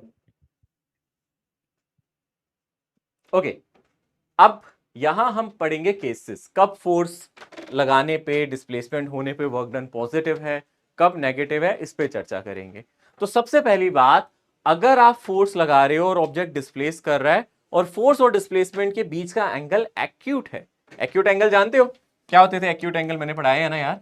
एक्यूट एंगल क्या होते थे? जब भी मेरा थीटा किससे छोटा होता था? 90 डिग्री, है ना। जब भी मेरा एंगल 90 डिग्री से छोटा होता था, जैसे ये छोटू सा एंगल बन रहा है, ये 90 डिग्री से छोटा है, 37, 53, 60, 72, कोई भी एंगल ले लूं, अगर वो 90 डिग्री से छोटा है, फोर्स और डिस्प्लेसमेंट के बीच का एंगल 90 डिग्री से छोटा है, यानी कि हम कौन से क्वाड्रेंट में है? फर्स्ट क्वाड्रेंट में, है ना। याद है कौन से क्वाड्रेंट में है? फर्स्ट क्वाड्रेंट में। और फर्स्ट क्वाड्रेंट में कॉस थीटा कैसा होता है? पॉजिटिव होता है। फर्स्ट क्वाड्रेंट में याद है ना, सारे ट्रिग्नोमेट्रिक फंक्शन पॉजिटिव होते हैं कॉस थीटा के। आप कोई भी ट्रिग्नोमेट्रिक फंक्शन देख लो, फर्स्ट क्वाड्रेंट में पॉजिटिव होता है। यानी कि जो हमारा वर्क डन का फॉर्मूला था वो क्या था? फोर्स इंटू डिस्प्लेसमेंट और इंटू कॉस थीटा। तो ये तो फोर्स का मैग्नीट्यूड है, ये तो पॉजिटिव है ही, डिस्प्लेसमेंट का मैग्नीट्यूड भी पॉजिटिव होगा और आपका कॉस थीटा भी पॉजिटिव है, तो डेफिनेटली आपका जो वर्क डन है वो कैसा आ जाएगा? इस केस में पॉजिटिव आ जाएगा। यानी कि अगर फोर्स और डिस्प्लेसमेंट के बीच का एंगल एक्यूट है तो वर्क डन आपका कैसा आएगा? बोलो पॉजिटिव। कैसा वर्क डन आएगा? बोलो पॉजिटिव। कभी भी नेगेटिव वर्क डन नहीं आ सकता अगर फोर्स और डिस्प्लेसमेंट के बीच का एंगल एक्यूट है। यानी कि 30 डिग्री, 40 डिग्री, 45 डिग्री, इन सभी एंगल्स पे वर्क डन हमेशा आपका पॉजिटिव आएगा। कोई एग्जाम्पल है क्या सर कोई ऐसा एग्जाम्पल जो हमने देखा हो डेली लाइफ में, जो हम देखते हो?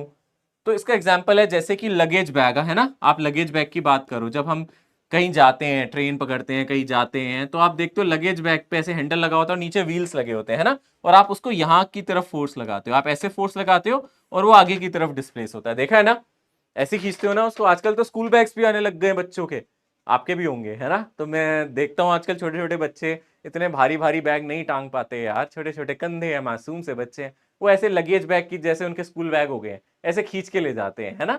तो आप देखो फोर्स यहाँ लगा रहे हो और डिस्प्लेसमेंट यहाँ हो रहा है, तो इनके बीच का जो एंगल है वो डेफिनेटली 90 डिग्री से तो छोटा ही है ना, ये एंगल 90 डिग्री से छोटा है ना। तो ऐसे केस में जो मेरा वर्क डन होगा वो कैसा हो जाएगा बोलो?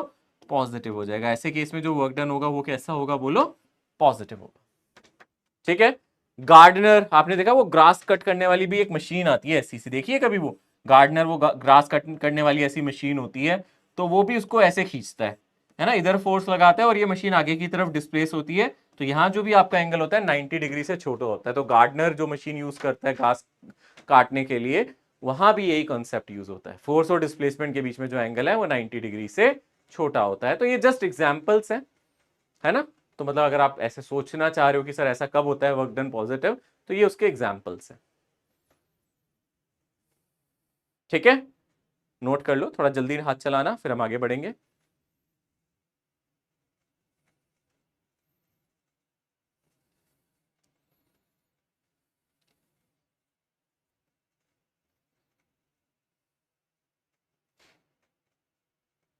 हो गया? सभी देख लो, सभी देख लो, डन। तो फिर हम आगे बढ़े। No sir. करो करो करो करो, थोड़ा सा जल्दी लिखना बस।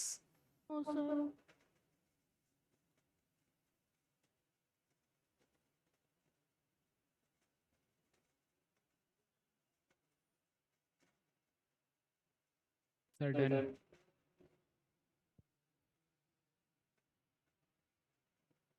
Sir done. Done all of you? Yes sir. No sir, no sir. जल्दी जल्दी जल्दी जल्दी, डायग्राम शायग्राम मत बनाने बैठ जाना, ऐसी बस समझने के लिए था वो, है ना। तो ऐसे सुंदर सा सूटकेस बना रहे हो, वीआईपी। हो गया सर, हो गया। हो गया ना। अब बढ़ रहा हूं मैं आगे। देखो next case, work done negative कब होगा? अभी तो वर्क डन पॉजिटिव था, अब वर्क डन नेगेटिव कब होगा? आप देखो, आप फोर्स कहां लगा रहे हो? इधर, और डिस्प्लेसमेंट हो रहा है इधर, यानी कि आपकी इच्छा के विरुद्ध काम हो रहा है यार। खुद सोचो, मान लो मैं किसी एंगल पे फोर्स लगा रहा हूं, सामने डिस्प्लेसमेंट हो रहा है, तो भी चलता है यार कि चलो ठीक है यार, मैंने फोर्स इधर लगाया, कुछ तो डिस्प्लेसमेंट मेरी डायरेक्शन में हो गया। पर कोई सोचो, फोर्स लगा रहा हो आप इधर और डिस्प्लेसमेंट हो इधर, ऐसे केस में तो वर्क डन नेगेटिव होना भी चाहिए, क्योंकि फोर्स इधर, डिस्प्लेसमेंट इधर। सोचो कितना एंगल है इसके बीच में, 90 डिग्री से बड़ा है ना। फोर्स आप लगा रहे हो इधर और डिस्प्लेसमेंट हो रहा है इधर, तो आपका जो एंगल है वो डेफिनेटली 90 डिग्री से बड़ा है ना। यहां लगा रहे हो फोर्स और ऑब्जेक्ट जा रहा है इधर, तो भैया वर्क डन कैसा होगा? नेगेटिव। यानी कि हम चेक भी कर सकते हैं, क्योंकि जो आपका एंगल है वो 90 डिग्री से क्या हो जाएगा? बड़ा हो जाएगा, है ना। इक्वालिटी नहीं लगाते, मैं सिंपली लिखता हूं जो थीटा है वो आपका क्या है? 90 डिग्री से क्या है? बड़ा है। जो थीटा है वो आपका 90 डिग्री से बड़ा है इस केस में। सो डेफिनेटली आप कह सकते हो जो आपका वर्क डन है वो कैसा होगा?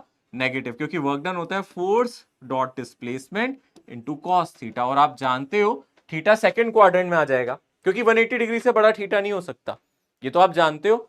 आपको अक्सर ऐसे नहीं हो सकता डिस्प्लेसमेंट यहां हो जाए और फोर्स यहां लग जाए तो एंगल 180 डिग्री से बड़ा नहीं हो सकता, नहीं हो सकता, क्योंकि मैंने आपको वेक्टर्स में एक चीज बताई थी, दो वेक्टर्स के बीच में 180 डिग्री से बड़ा एंगल नहीं होता। अगर एक वेक्टर यहां लग रहा है और एक यहां लग रहा है, तो आप ये वाला एंगल लोगे ही नहीं। तो आप कौन सा वाला एंगल चूज करोगे? मैंने आपको बताया था, उस केस में आप ये वाला एंगल चूज करोगे, दिस एंगल, है ना। तो दो वेक्टर्स के बीच में मैक्सिमम एंगल 180 डिग्री ही हो सकता है। तो ऐसे केस में जब आपका एंगल 180 डिग्री और 90 के बीच में हो, यानी कि आपका एंगल ऑब्ट्यूस हो जाए, उस केस में, क्योंकि आप सेकंड क्वाड्रेंट में हो, है ना, क्योंकि आप कौन से क्वाड्रेंट में आ गए? सेकंड क्वाड्रेंट में।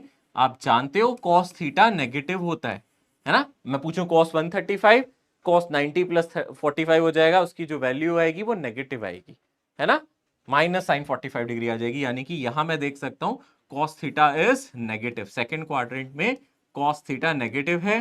तो ऐसे केस में अगर आप वर्क डन की बात करो, क्योंकि फोर्स तो पॉजिटिव हुआ, डिस्प्लेसमेंट का मैग्नीट्यूड भी पॉजिटिव हुआ, इसका magnitude positive, force positive, but cos theta मेरा नेगेटिव है, तो तीनों को मल्टीप्लाई करूंगा तो मुझे कैसा वर्क डन मिलेगा?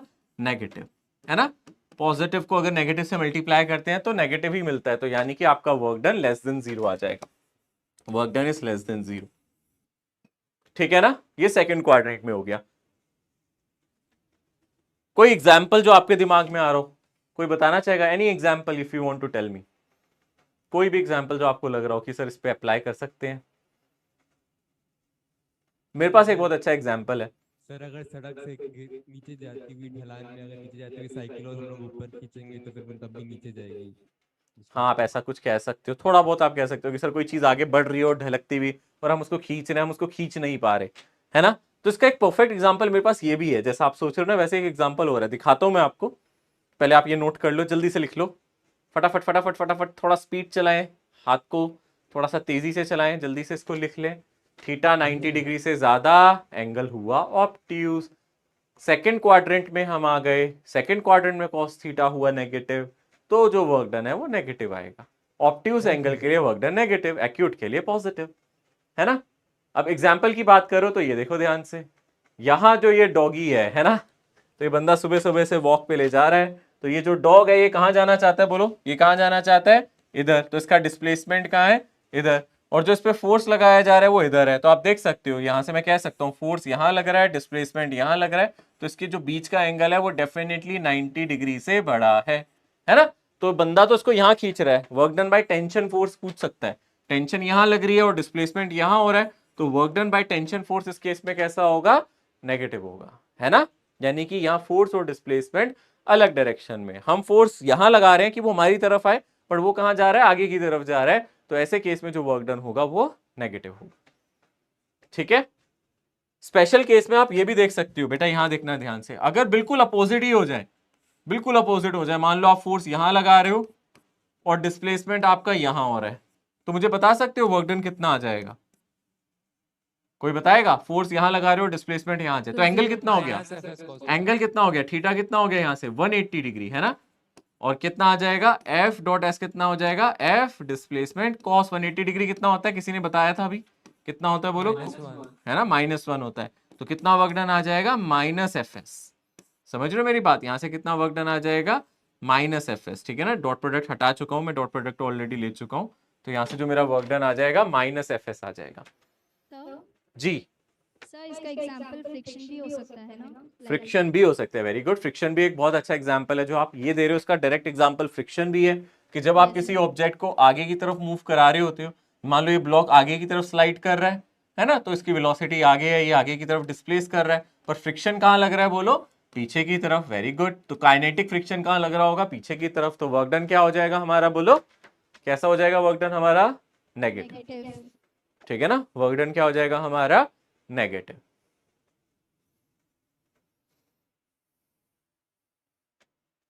ठीक है, जस्ट एक एग्जांपल है, इसमें तो कुछ ड्राइंग तो नहीं बनाने बैठ गए कहीं एक और से डोगी बना रहे हैं, रुक जाओ थोड़ी देर, ठीक है, बनाने मत बैठ जाना, ठीक है, फिर तो बहुत टाइम लग जाएगा भाई, ठीक है ना। हाँ जी बोलो, कोई पूछ रहा था कुछ? सर ये फ्रिक्शन और वर्क डन को क्या से मिक्स करके क्वेश्चन नहीं आ सकता?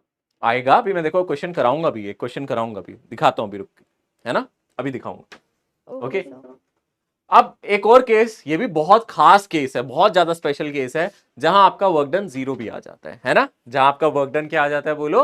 0 आ जाता है। जैसे कि अगर आप यहां ध्यान से देखो, व्हेन थीटा इज 90 डिग्री, तो कॉस थीटा कितना हो जाएगा? 0, यानी कि फोर्स और डिस्प्लेसमेंट एक दूसरे के क्या हो गए? परपेंडिकुलर।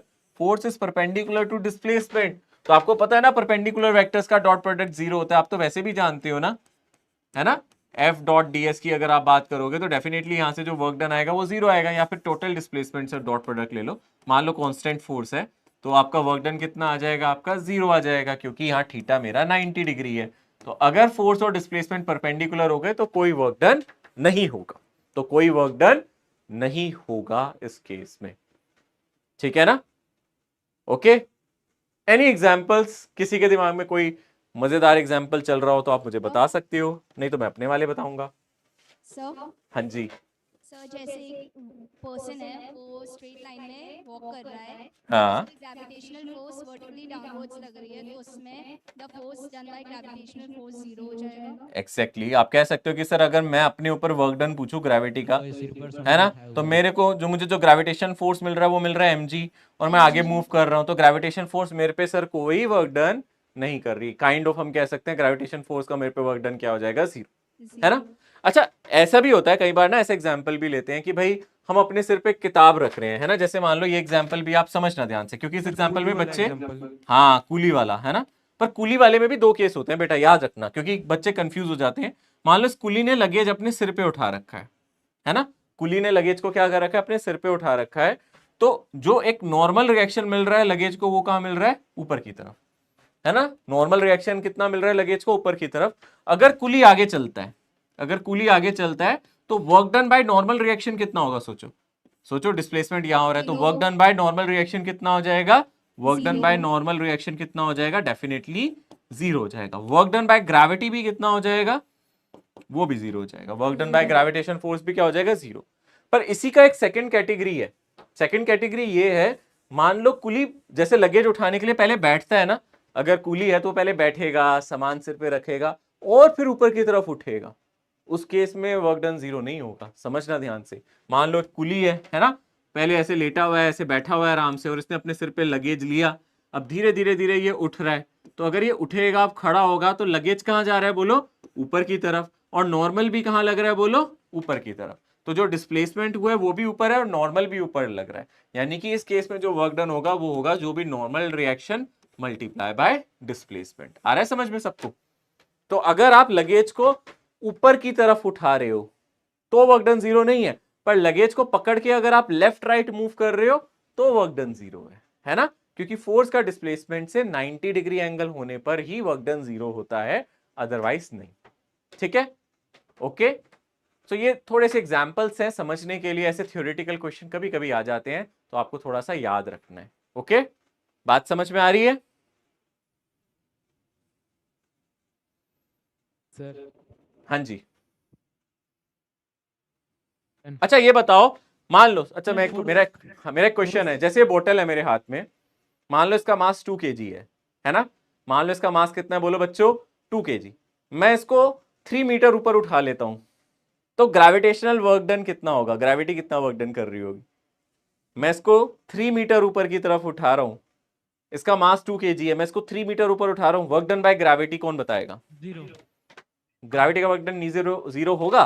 सोचो, ये रही मेरे हाथ में बोतल थी, है ना, ठीक है ना, मेरे हाथ में बोतल थी, बॉक्स ले लो, बोतल ले लो, अगर mg, देखो ध्यान से, mg कितना हो गया इसका, जल्दी से बोलो, mg कितना हो गया, 20, क्योंकि मास कितना था बोलो 2 kg, और मैं इसको कहां लेके जा रहा हूं, ऊपर ले जा रहा हूं, कितना डिस्प्लेसमेंट हो रहा है बोलो, 3 मीटर, है ना। तो फोर्स नीचे है, डिस्प्लेसमेंट ऊपर है, तो वर्क डन जीरो कैसे हो गया, एंगल 180 डिग्री है, वर्क डन नेगेटिव होगा। कितना वर्क डन होगा, कितना वर्क डन हो जाएगा, mgh, है ना, जो भी m है, g है इंटू h, बट नेगेटिव होगा। क्यों नेगेटिव हो रहा है ये समझ में आ रहा है, work done by gravity negative क्यों हो रहा है, क्योंकि ग्रेविटेशन फोर्स नीचे लग रहा है और ऑब्जेक्ट कहां जा रहा है, ऊपर, तो माइनस mgh आ जाएगा। तो यहां से आंसर कितना आएगा, -20 इंटू 3, कितना आ जाएगा बोलो, -60 जूल। आया समझ में। ग्रेविटी का वर्क डन यहां जीरो नहीं होगा, ग्रेविटी का वर्क डन जीरो तब होता बोतल को पकड़ के मैं लेफ्ट राइट मूव करा रहा हूं, है ना, मतलब इस टाइम पे अगर मैं ग्रेविटी का वर्क डन बोलूं जीरो होगा। ऐसे ऐसे मूव कराने में क्यों नहीं होगा, क्योंकि सर ग्रेविटी नीचे लग रही है और आप इसको उसके परपेंडिकुलर मूव कर रहे हो तो वर्क डन जीरो है ग्रेविटी का, बट अगर आप ऊपर मूव कर रहे हो तो ग्रेविटी का वर्क डन वहां होगा। आया समझ में। सर कूली वाले में भी ग्रेविटी का भी वर्क डन होगा ना? एग्जैक्टली पर कैसा होगा, नेगेटिव या पॉजिटिव। अगर कुली इसको ऊपर ले जा रहे हैं तो ग्रेविटी का वर्क डन पॉजिटिव होगा या नेगेटिव बोलो, नेगेटिव। तो जब भी हम ग्रेविटेशन फोर्स के अगेंस्ट ऑब्जेक्ट को ले जाएंगे तो उसका वर्क डन हमेशा कैसा होगा, नेगेटिव, क्योंकि ग्रेविटी तो उसको नीचे लाना चाहती है और आप उसको कहां ले जा रहे हो, ऊपर, तो ग्रेविटेशन फोर्स का वर्क डन उस केस में हमेशा कैसा होगा, नेगेटिव। आया समझ में। बट अगर कोई चीज नीचे आ रही है, कोई चीज नीचे आ रही है तो ग्रेविटेशन फोर्स का वर्क डन कैसा होगा, पॉजिटिव। लॉजिकल है ना, लॉजिकल है। केस 1 केस 2 केस 3 में सर ये फोर्स कांस्टेंट है क्या? हाँ हम मान के चल रहे हैं ऑलमोस्ट फोर्स कांस्टेंट है, ऑलमोस्ट हमने कांस्टेंट माना हुआ है, ठीक है। मतलब अगर मैं उठ भी रहा हूं तो बहुत आराम आराम से धीरे धीरे धीरे कि नॉर्मल ऑलमोस्ट mg के बराबर ले लिया मैंने, ठीक है। Okay thank you sir.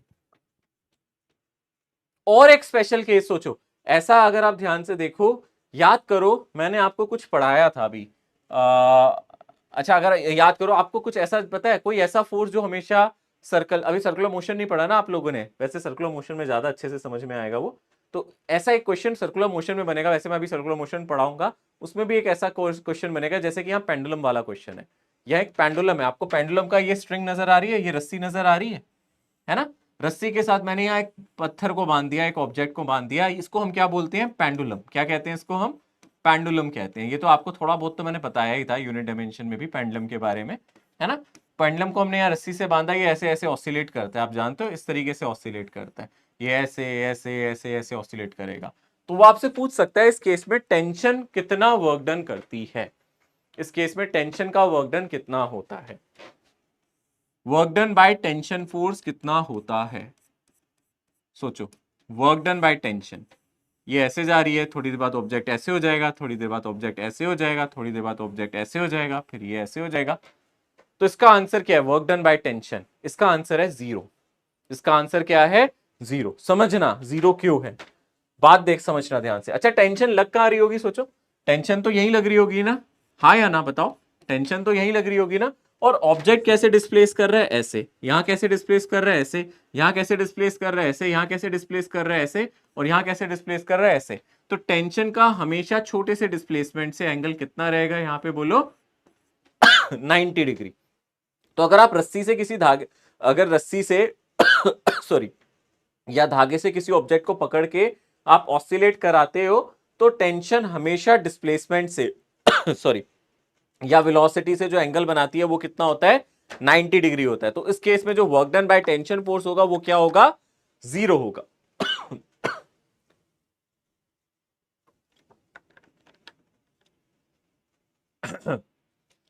Okay, any doubt इसमें, किसी को कोई doubt.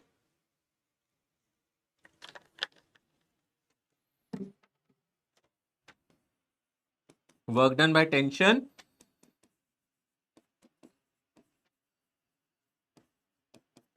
is always 0, is always 0। Okay, tension का वर्क डन हमेशा 0 क्यों हो रहा है इस केस में, पेंडुलम वाले केस में, इस वाले केस में पेंडुलम में वैसे हर बार रस्सी का वर्क डन 0 नहीं होता, पेंडुलम वाले केस में 0 होता है, क्योंकि यहाँ डिस्प्लेसमेंट और फोर्स एक दूसरे के क्या है, परपेंडिकुलर। आप बोल सकते हो here tension is perpendicular to displacement. जो भी आप डिस्प्लेसमेंट कर रहे हो, टोटल डिस्प्लेसमेंट की बात नहीं कर रहा है यहां से यहां तक, छोटा सा डिस्प्लेसमेंट जो यहां होगा ds, छोटा सा डिस्प्लेसमेंट जो यहां होगा ds, तो टेंशन का यहां डॉट प्रोडक्ट 0, टेंशन का डॉट प्रोडक्ट यहां 0, टेंशन का डॉट प्रोडक्ट यहां 0। इसलिए हम कह सकते हैं कि जो वर्क डन बाय टेंशन होगी वो पेंडुलम सिस्टम में हमेशा क्या होगी, 0।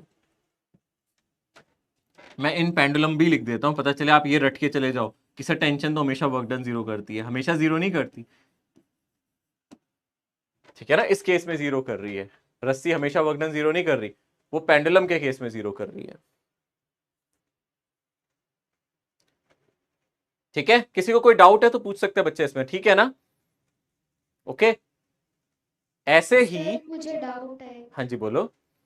सर वहाँ पे टेंशन डिस्प्लेसमेंट के परपेंडिकुलर कैसे हुआ। क्योंकि देखो अगर आप ऐसे धागे से इसको ऑब्जेक्ट को बांधते हो ना बेटा, तो जो इसकी टेंडेंसी है, जो वेलोसिटी है ना, क्योंकि ये धागे के साथ बंधी हुई है ना, तो एक तरीके से आपको ऐसा नहीं लग रहा है ये सर्कल का पार्ट है। सोचो ध्यान से सोचो, है ना, धागे की लंबाई तो बदल नहीं सकती, लग रहा है ना बेटा, यस और नो बोलो। अगर आप धागे को ध्यान से देखो, ऑब्जेक्ट थोड़ी देर बाद यहाँ होगा, तो ऑब्जेक्ट तो हमेशा सर्कुलर पाथ पे ही मूव कर रहा है ना, बोलो इस सर्कल पे ही मूव कर रहा है ना। टेंजेंट की तरह काम करेगा क्या बच्चे, यहाँ डिस्प्लेसमेंट छोटी सी टेंजेंट की तरह काम करेगा उसमें। हाँ एक तरीके से आप कह सकते हो वो टेंजेंशियल है, यानी कि आप ये कह सकते हो कि जो डिस्प्लेसमेंट है दैट विल बी टेंजेंशियल। क्यों कह रहे हैं टेंजेंशियल, ये वर्ड क्यों यूज कर रहे हैं, क्योंकि अगर आप ध्यान से देखो, अगर आपने यहाँ से ब्लॉक को फिक्स कर रखा है बेटा, थोड़ी देर बाद आपका ऑब्जेक्ट यहाँ होगा, थोड़ी देर बाद आपका ऑब्जेक्ट यहाँ होगा, अगर आप इन सभी पाथ को मिला दो एक लाइन से बेटा, तो ये सर्कुलर पाथ सा नहीं होगा, ऐसा सोचो, और इसकी जो वेलोसिटी होगी वो हमेशा टेंजेंशियल होती है, हमेशा आप इस डायरेक्शन में जाने की कोशिश कर रहे हो। तो यहाँ आपकी जो टेंशन है और यहाँ आपकी वेलोसिटी है, वेलोसिटी का मतलब छोटा सा डिस्प्लेसमेंट जहां होता है उसी डायरेक्शन में वेलोसिटी होती है। तो टेंशन और डिस्प्लेसमेंट हमेशा एक दूसरे के यहाँ परपेंडिकुलर ही रहेगी और कुछ हो भी नहीं सकता, क्योंकि ये हमेशा इसी डायरेक्शन में मूव करेगा। यहाँ देखोगे तो ऐसे, तो इट इज ऑलवेज टेंजेंशियल। तो ये हमेशा टेंशन के हमेशा क्या होगी, परपेंडिकुलर ही होगी। Okay okay sir. एक्चुअली ना सर्कुलर मोशन पढ़ा होता तो ये ज्यादा जल्दी समझ में आ जाता, क्योंकि सर्कुलर मोशन में मैं इस फोर्स को एक नाम भी देता। जानते हो उस फोर्स को क्या बोलते हैं? आपने शायद सुना हो, सेंट्रीपिटल फोर्स। सुना है ये नाम सभी ने? सेंट्रीपिटल फोर्स नाम सुना है ना?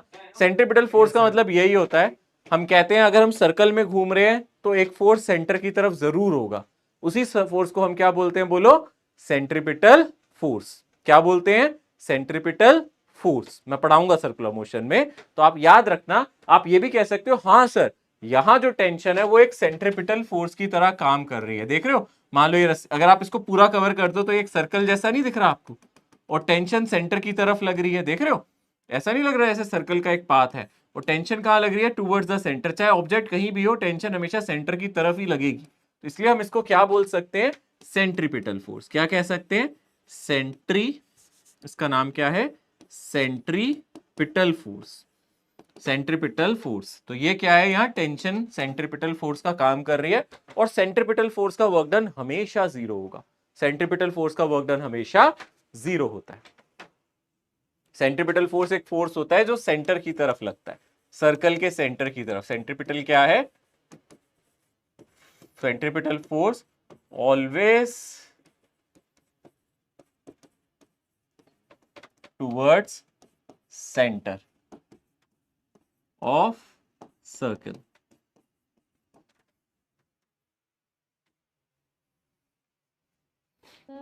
जी सर अगर हमारा जो पेंडुलम मूव ना करिए तो हमारा वर्क डन 0 होगा, पर टेंशन तो होगा ना उधर। हाँ, अगर आपका मूव नहीं कर रहा तो वर्क डन 0 होगा, बट वहां उसका रीजन क्या है वर्क डन 0 होने का? क्योंकि सर डिस्प्लेसमेंट ही नहीं है। उस केस में डिस्प्लेसमेंट 0 है, इसलिए वर्क डन 0 है। टेंशन तो आपको पता है mg लग रहा होगा, टेंशन कितना लग रहा होगा? mg। बट टेंशन होने के बावजूद वर्क डन 0 क्योंकि डिस्प्लेसमेंट नहीं है। बट अगर आप इसको हल्का सा धक्का भी मार दो तो भी टेंशन का वर्क डन क्या रहेगा? हमेशा 0 रहेगा, है ना? ऐसे ही अगर आप ध्यान से देखो, सोलर सिस्टम में भी होता है। सोलर सिस्टम में सेंटर में कौन है? ये सूरज देवता है ना, हमारे सूर्य, ठीक है ना? तो सन सेंटर में, और इसके अराउंड प्लैनेट क्या कर रहा है? रिवॉल्व कर रहा है। प्लैनेट क्या कर रहा है? रिवॉल्व कर रहा है। तो प्लैनेट रिवॉल्व क्यों कर पाता है? क्योंकि सन इसको एक सेंट्रीपिटल फोर्स देती है। सन क्या देता है? ग्रेविटेशन फोर्स देता है, और वही किसकी तरह काम करता है? यहाँ ग्रेविटेशनल फोर्स किसकी तरह काम करता है? सेंट्रीपिटल फोर्स की तरह। ग्रेविटेशन फोर्स ही यहाँ पे सेंट्रीपिटल फोर्स की तरह काम करती है। तो आपसे पूछ सकता है सोलर सिस्टम में, आपसे पूछ सकता है इन सोलर सिस्टम, है ना, आपसे पूछ सकता है in solar system work done by gravitational force, work done by gravitational force on any planet, वो कितना होगा?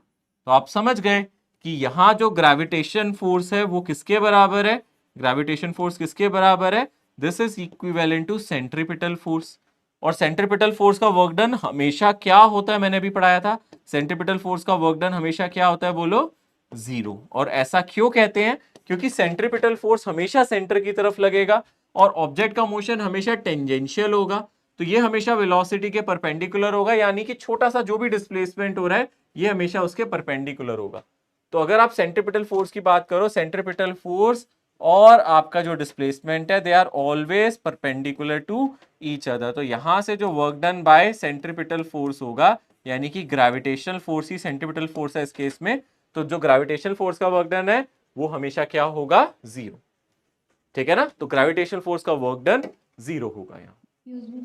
जी बेटा, तो अगर हमें कोई ऑब्जेक्ट दिया है जो कि सेंटर की तरफ डायरेक्टेड है और उसका नेट फोर्स पूछा, तो वो तो टेंशन के इक्वल हो जाएगा ना? अगर कोई ऑब्जेक्ट क्या कर रहा है? सेंटर की तरफ डायरेक्टेड है, हाँ, तो उसका अगर नेट फोर्स देखा जाए तो वो टेंशन के इक्वल हो जाएगा ना?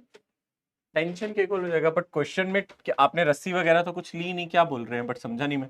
कोई ऑब्जेक्ट है वो सेंटर की तरफ क्यों जा रहा है? कोई रीजन है जाने का? क्यों जा रहा है पहले तो ये बताओ, कैसे जा रहा है?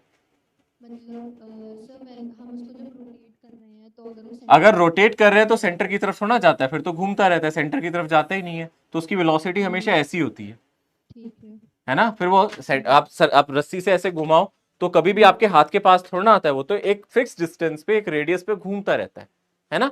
तो इस केस में आप ये कह सकते हो, अगर आप सर एक रस्सी से किसी स्टोन को बांध के घुमाओ तो यहाँ एक टेंशन लग रही है और ये इसकी वेलोसिटी है, तो यहाँ एक्चुअली टेंशन किसकी तरह काम करेगा बोलो, सेंट्रीपिटल फोर्स की तरह, क्योंकि वो आपको सेंटर की तरफ मिल रहा है हमेशा। कह सकते हो ना कि रस्सी और स्टोन मास सिस्टम में जो रस्सी है उसकी टेंशन सेंट्रीपिटल फोर्स की तरह है।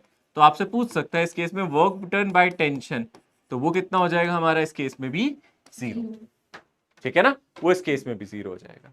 Thank you sir. जी बेटा। प्लैनेट्स की ऑर्बिट तो परफेक्ट सर्कल थोड़ी होती है, वो तो एलिप्स टाइप की होती है ना, तो हाँ, वो हमारी एलिप्स टाइप की होती है, बट एक्चुअली हम ये कहते हैं इस केस में क्योंकि फोर्स भी चेंज होता रहता है, इतना याद रखना।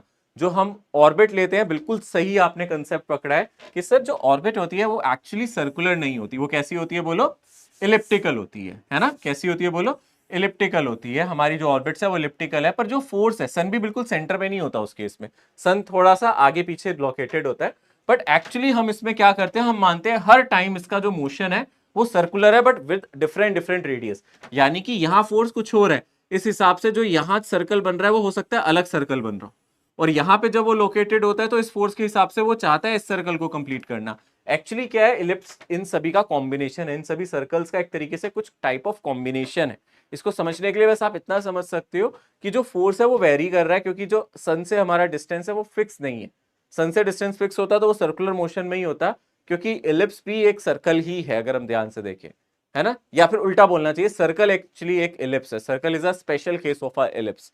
तो यानी कि हम ये कह सकते हैं इस केस में हर बार उसको लगेगा, इस छोटे से मोमेंट के लिए उसको लगेगा कि मैं शायद इस सर्कल में घूम रहा हूं, अगले मोमेंट इसको लगेगा नहीं मैं दूसरे सर्कल में घूम रहा हूं, और इन सभी के कॉम्बिनेशन से जो बनता है वो एक इलिप्स बन के निकल के आता है, ठीक है। इसलिए हम एजम्पशन ले लेते हैं, अगर हम समझाते हैं छोटे क्लासेस में, जब समझाते हैं, अगर आप हायर क्लासेस में हो तो आप इलिप्स पढ़ चुके होगे, आपके पास मैथ्स होगी, इलिप्स की इक्वेशन जानते होगे, बट छोटी क्लासेस में इसको समझाने के लिए हम कहते हैं यार ऑर्बिट को थोड़ा सा सर्कुलर ले लो, तो शायद आप कॉन्सेप्ट को ज्यादा अच्छे से समझ लो।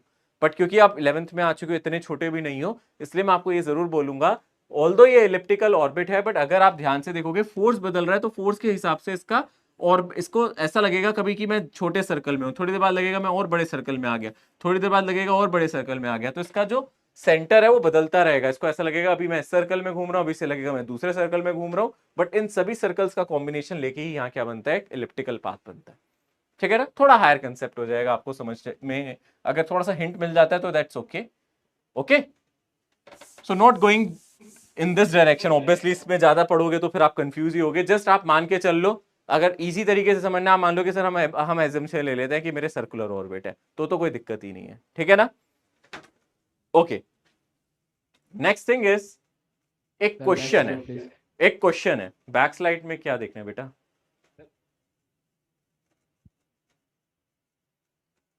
इस पे क्या लिखना है, अब ये तो बड़ी देर से ओपन थी, इसमें अब क्या लिखना है, डन ना।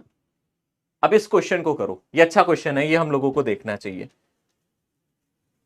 मैं टाइमर दे रहा हूं, आराम से करो, मैं 90 सेकंड्स का टाइमर लगा रहा हूं, क्योंकि लंबा क्वेश्चन है, इसके सारे पार्ट्स आपको ट्राई करने, मैं देखना चाहता हूं आप कितना समझ पाए हो। जो आंसर आ रहा है निकालो, पर करना सभी को यार प्लीज, ऐसा कोई बच्चा नहीं दिखे जो बैठा हुआ है और वेट कर रहा है जब 90 सेकंड पूरे होंगे तो सर करा देंगे, नहीं, जुगनू की तरह चमकना है ना, तो फिर मेहनत करनी पड़ेगी, खुद को जलाओगे तभी उजाला होगा भाई, ऐसे नहीं होगा। जलाओ अपने आप को, चमको, क्वेश्चन करो।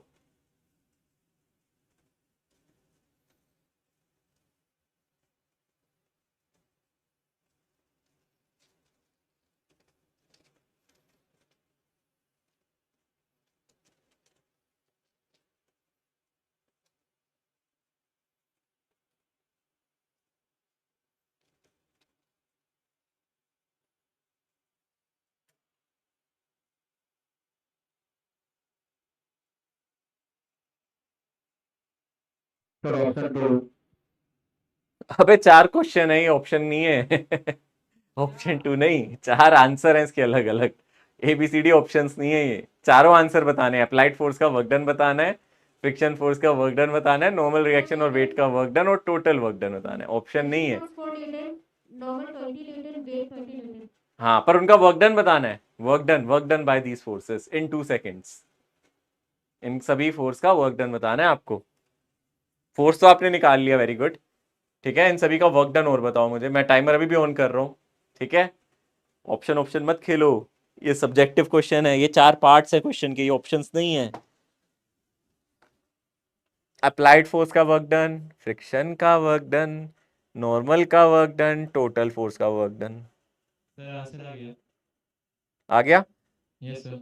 ठीक है, ये जो घड़ी जब पहुंच जाएगी 45 पे तो मैं आ जाऊंगा। ओके। तब तक आपको वेट करनी है, तब तक सभी का आंसर आ जाए।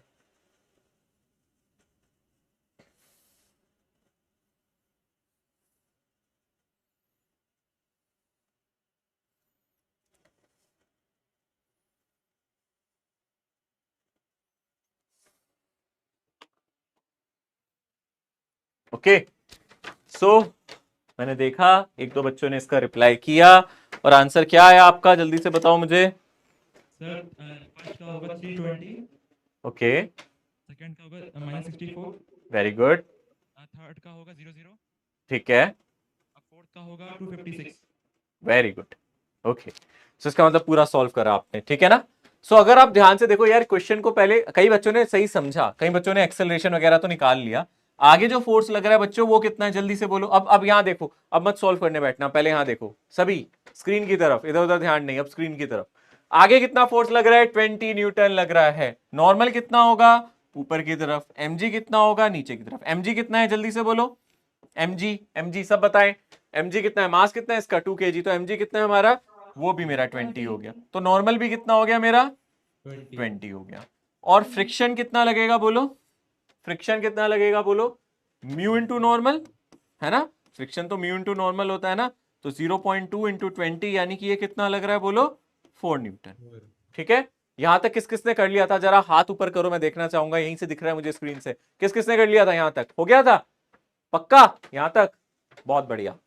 चलो इसके बाद तो क्या है, अगर आप ध्यान से देखो, मुझे ये बताओ इसका एक्सेलरेशन कहां हो रहा होगा, राइट में, लेफ्ट में, ऊपर या नीचे, कहां हो रहा होगा इसका एक्सेलरेशन, जल्दी से बोलो।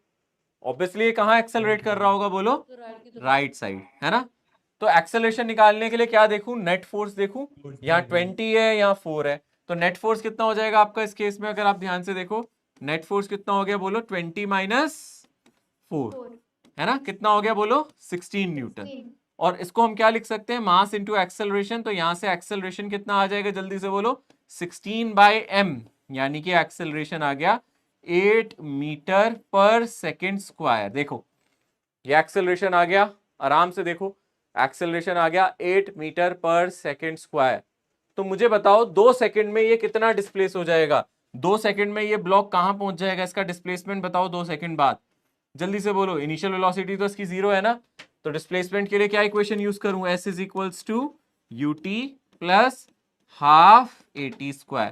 डिस्प्लेसमेंट कितना हो गया, जल्दी से देखो, u 0 है प्लस हाफ, एक्सेलरेशन कितना अपने पास 8 है, t² कितना हो गया अपने पास 2 का स्क्वायर, तो यानी कि जो डिस्प्लेसमेंट हो गया वो अपने पास कितना आ गया 16 मीटर, है ना। तो हमें इसका डिस्प्लेसमेंट भी मिल गया 16 मीटर। जल्दी से बताओ ये फोर्स कांस्टेंट है या वेरिएबल है, इंटीग्रेशन करना है या नहीं करना, कांस्टेंट है ना, इंटीग्रेशन नहीं करना है ना, सर इंटीग्रेशन वाला भी आपने कोई क्वेश्चन कराया ही नहीं, सारे हमने कांस्टेंट फोर्स वाले किए हैं, यहां भी नहीं करना।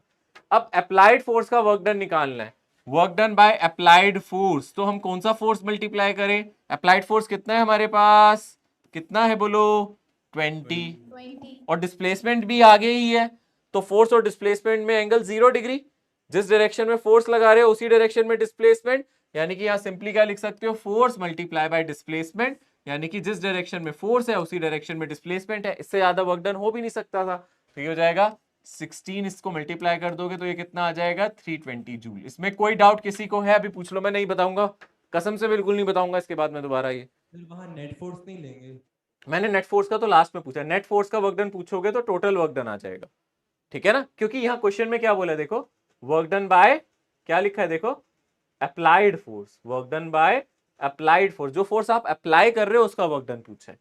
फ्रिक्शन फोर्स का वर्क डन पूछा है, वो कैसे निकालोगे? Work done by friction force कितना होगा, जल्दी से बोलो। फ्रिक्शन फोर्स का वर्क डन क्या होगा? फ्रिक्शन फोर्स कहां लग रहा है, बोलो। पीछे कितना लग रहा है? 4 न्यूटन। और डिस्प्लेसमेंट कहां है? आगे कितना है? 16 है। 20 कहां है यार? डिस्प्लेसमेंट तो 16 है, ठीक है ना। फोर्स पीछे है 14 और डिस्प्लेसमेंट है आगे 16। तो इस केस में आपका वर्क डन पॉजिटिव होगा या नेगेटिव? सोचो, फ्रिक्शन यहां लग रहा है, डिस्प्लेसमेंट आपका यहां हो रहा है, कितना एंगल है इन दोनों के बीच में? कितना एंगल है? 180 डिग्री। तो फ्रिक्शन फोर्स का वर्क डन नेगेटिव होगा। कितना हो जाएगा? फोर्स है आपका 4, डिस्प्लेसमेंट है 16, तो यहां से वर्क डन हो जाएगा -4 × 16 यानी कि -64 जूल्स आ जाएगा, ठीक है। अब मुझे बताओ नॉर्मल रिएक्शन का वर्क डन कौन बताएगा? नॉर्मल रिएक्शन कहां लग रही है? ऊपर सर। डिस्प्लेसमेंट कहां हो रहा है सर? इधर हो रहा है। कितना एंगल दिख रहा है इन दोनों हाथों में? डिस्प्लेसमेंट और नॉर्मल के बीच में कितना एंगल नजर आ रहा है? 90 डिग्री। तो इसका वर्क डन कितना होगा, बोलो? 0। Work done by normal reaction कितना हो जाएगा, जल्दी से बोलो? 0। और वेट का वर्क डन कितना होगा? Work done by mg। Weight कितना वर्क डन करेगी? Work done by mg। Weight कहां है? mg कहां लग रहा है? नीचे। डिस्प्लेसमेंट कहां हो रहा है? आगे। कितना एंगल है इन दोनों के बीच में? 90 डिग्री है। तो इसका वर्क डन भी कितना हो जाएगा? 0, है ना। तो इसका वर्क डन 0, इसका वर्क डन 0। अब टोटल वर्क डन का मतलब है सारे वर्क डन। क्या सारे फोर्सेस का वर्क डन निकाल लिया? हाँ। अब टोटल वर्क डन का मतलब है आप सारे फोर्सेस का वर्क डन निकाल लो एक ही बार में। तो आप कहोगे सर एक आया था आपका 320, नॉर्मल का तो वर्क डन कोई था ही नहीं, mg का कोई वर्क डन था ही नहीं, और इसमें से माइनस कर दो 64, तो आंसर आ जाएगा 256 जूल्स। एक और तरीका है, अगर आप टोटल वर्क डन निकालना चाहते हो, सुन लो, या तो ये तरीका था, या टोटल वर्क डन के लिए आप नेट फोर्स देख लो। जो आपका नेट फोर्स है उसमें डिस्प्लेसमेंट को मल्टीप्लाई करो। और नेट फोर्स कितना था आगे की तरफ? नेट फोर्स आगे की तरफ कितना था, देखा था आपने? 20 - 4 कितना था? 16, है ना। अरे ये कर सकते हो ना। नेट फोर्स आगे की तरफ कितना था, बोलो? 16। और डिस्प्लेसमेंट भी कितना है? 16। तो 16 × 16 256 ही आएगा। देखो वही आएगा आंसर। आप ऐसे भी कर सकते हो। अगर आपको टोटल वर्क डन निकालना है तो आप नेट फोर्स में डिस्प्लेसमेंट मल्टीप्लाई कर दो, या फिर सारे वर्क डन निकाल के उन सबको जोड़ दो, एक ही बात है। इसको फटाफट लिखो, नोट करो जिसका रहता है, पर जल्दी नोट करना।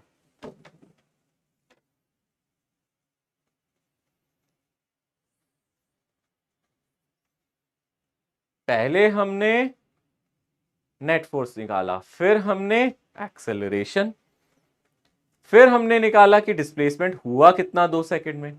फिर क्वेश्चन पे आ जाओ, applied force into displacement, applied force का वर्क डन, क्योंकि अप्लाइड फोर्स और डिस्प्लेसमेंट सेम डायरेक्शन में है, वो पॉजिटिव। फ्रिक्शन फोर्स का वर्क डन, फ्रिक्शन फोर्स पीछे लग रहा था, डिस्प्लेसमेंट इसका आगे हो रहा था, उन दोनों का मल्टीप्लीकेशन। बट नेगेटिव क्यों आया? क्योंकि फ्रिक्शन फोर्स और डिस्प्लेसमेंट में एंगल 180 डिग्री है, इसलिए वो नेगेटिव आया।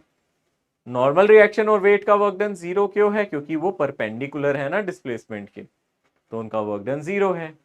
Net work done, total work done के लिए मैंने सारे वर्क डन को जोड़ दिया, 256 जूल आ गया। या फिर मैं क्या कर सकता हूं, नेट फोर्स यानी 16 इंटू डिस्प्लेसमेंट 16, 16 इंटू 16 256, वैसे भी आ जाएगा। सर जी वो डी क्या है? कौन सा वाला डी बेटा? जो यहाँ हाँ ये क्या है? डी का मतलब क्या होता है? वर्क डन में किस फोर्स को किससे मल्टीप्लाई करते हो, बोलो? वर्क डन में फोर्स को किससे मल्टीप्लाई करते हो? फोर्स इंटू क्या करते हो? डीएस। हाँ, डीएस तो छोटा सा डिस्प्लेसमेंट होता है ना, यहाँ तो पूरा ही डिस्प्लेसमेंट कर दिया ना हमने। कितना डिस्प्लेसमेंट हुआ है? 16 मीटर। तो 16 इंटू 16 256 बताया था ना, ओ ये सही है ना।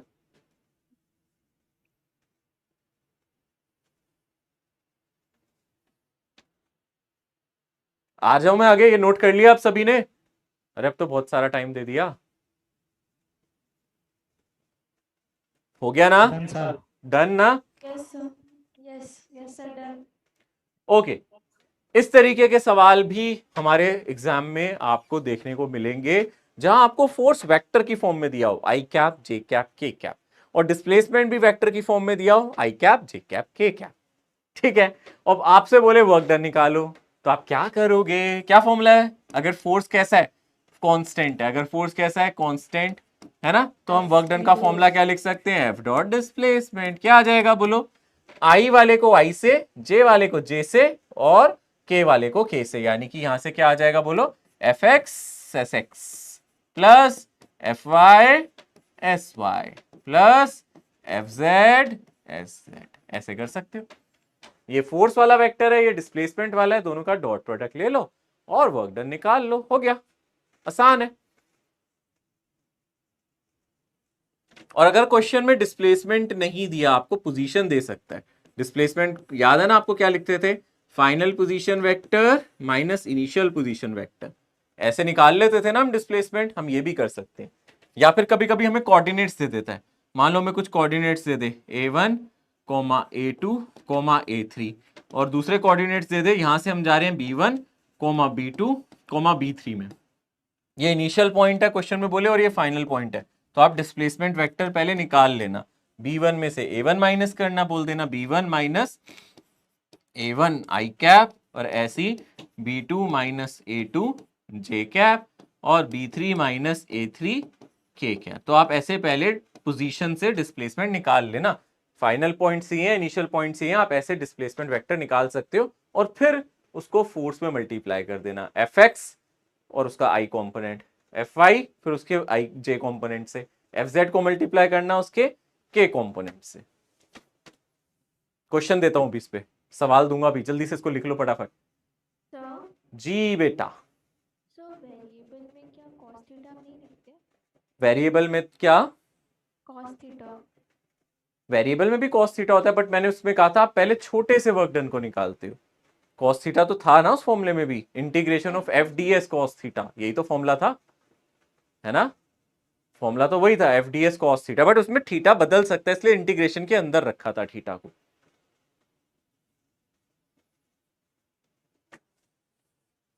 ये नोट कर लिया, मैं क्वेश्चन दूं सीधा, वैसे इतना लिखने की जरूरत नहीं है, क्वेश्चन पे आ जाओ सीधा, मेरे हिसाब से तो क्वेश्चन करोगे तभी तो समझ में आएगा।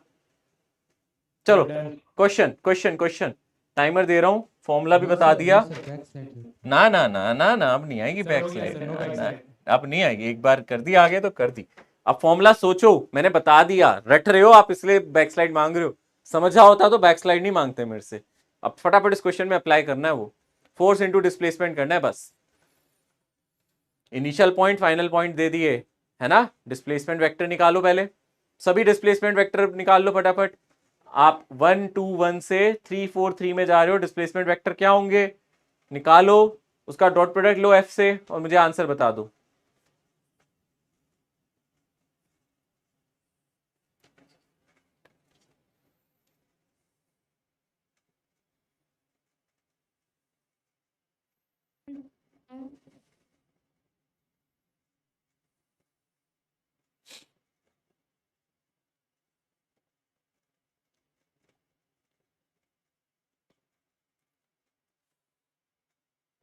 डन, सी आ रहा है।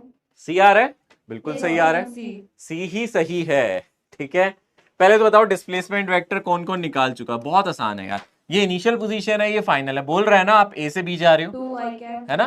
तो 3 - 1 कितना हो गया, वेरी गुड, ये कितना हो जाएगा 2 आई कैप प्लस 4 - 2 कितना हो गया 2 जे कैप प्लस 3 - 1 कितना हो गया 2 के कैप। क्या डिस्प्लेसमेंट वेक्टर आपने निकाल लिया था ऐसे ही, है ना यार। अब क्या है, अब तो 4 से बस इसका डॉट प्रोडक्ट लेना है, अब तो हमें बस एफ डॉट एस करना है यार, ये तो बहुत आसान था, है ना। आई वाले को आई से, जे वाले को जे से, के वाले को के से। इसका आई कॉम्पोनेंट 2 है, इसका आई कॉम्पोनेंट 2 है, तो 2 × 2 4, है ना, प्लस इसका जे कॉम्पोनेंट 3 है, इसका जे कॉम्पोनेंट 2 है, तो 3 × 2 प्लस 2 × 2, है ना, 2 × 2, तो कितना आ जाएगा आप देख सकते हो, 4 + 6 + 4 कितना आता है 14। यूनिट क्या है, जूल। फाइनल आंसर वेक्टर में नहीं आएगा कभी, फाइनल आंसर में आई कैप जे कैप के कैप लिखाओ, ये मत करना। फाइनल आंसर में आई कैप जे कैप के कैप मत लिखाना, है ना, ऐसा मत कराना, ठीक है। डन,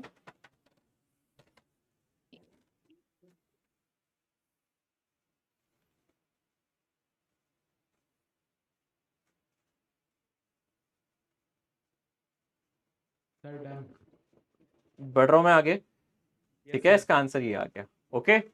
अगला सवाल, ये भी आपको सोचना है, मैं टाइम दे रहा हूं, आप कर सकते हो। मुझे उम्मीद है कि कुछ बच्चे तो जरूर कर लेंगे, जो नहीं कर पाएंगे एटलीस्ट वो आधे आंसर तक तो पहुंचेंगे। आधा रास्ता भी आपने तय कर लिया, मेरे लिए बहुत है, बट पूरा कर लोगे तो मैं बहुत खुश होऊंगा। I will feel proud.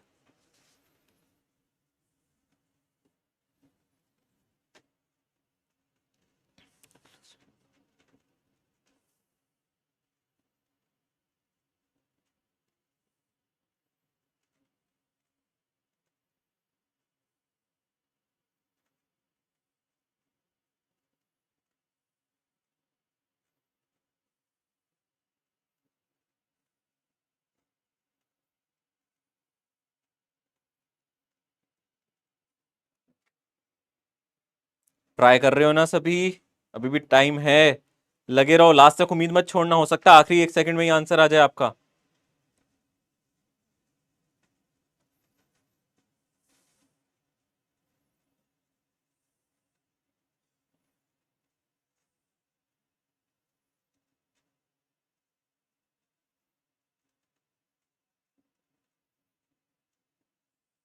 तो ऑप्शन डी। ऑप्शन डी आ रहा है? Option D. Okay, very good, option D is the correct answer. बहुत अच्छी बात है अगर आपका आंसर आया तो। ये बिल्कुल मुश्किल नहीं था, बस इसमें भी वही करना है आपको, बस पहले कंपोनेंट ले लेने फोर्स के, है ना? ऐसे ही किया होगा आपने, ठीक है? जिसका नहीं हुआ अब वो देखे जरा ध्यान से, जिसका हो गया वो मैच करे, क्या सही कर रहे हो बेटा? यहाँ फोर्स आगे की तरफ कितना लग रहा है? ये 10 न्यूटन। तो आपको पता है ना कौन सा फोर्स है? फोर्स के दो कंपोनेंट ले लेने चाहिए ना, एक इधर और एक इधर। फोर्स का कौन सा कंपोनेंट है जो इसको आगे ले जाएगा, डिस्प्लेस कराएगा? वो ये है। कितना हो जाएगा? 10 cos 37 पक्का, और ऊपर वाला क्या है? 10 sin 37। ऊपर वाले कंपोनेंट से तो कोई वर्क डन मिलेगा नहीं क्योंकि वो तो परपेंडिकुलर है। ब्लॉक तो आपका आगे की तरफ ही डिस्प्लेस कर सकता है ना? कितना फोर्स हो जाएगा ये? 10 इंटू कॉस 37 कितना होता है बेटा? 4/5 होता है, यानी कि ये आ जाएगा 8 न्यूटन। तो सीधी सी बात है, आपके ब्लॉक को आप ये कह सकते हो, आपके 2 किलोग्राम के ब्लॉक को आगे की तरफ जो फोर्स मिल रहा है वो 8 न्यूटन है। क्या आप मुझे एक्सेलरेशन बता सकते हो? यही नेट फोर्स हो गया, है ना? क्योंकि और तो कोई फोर्स है नहीं आगे की तरफ, तो यही नेट फोर्स हो गया। तो एक्सेलरेशन क्या होता है? Net force divided by mass, यानी कि नेट फोर्स मेरा 8 है और इसका मास 2 किलोग्राम है ना?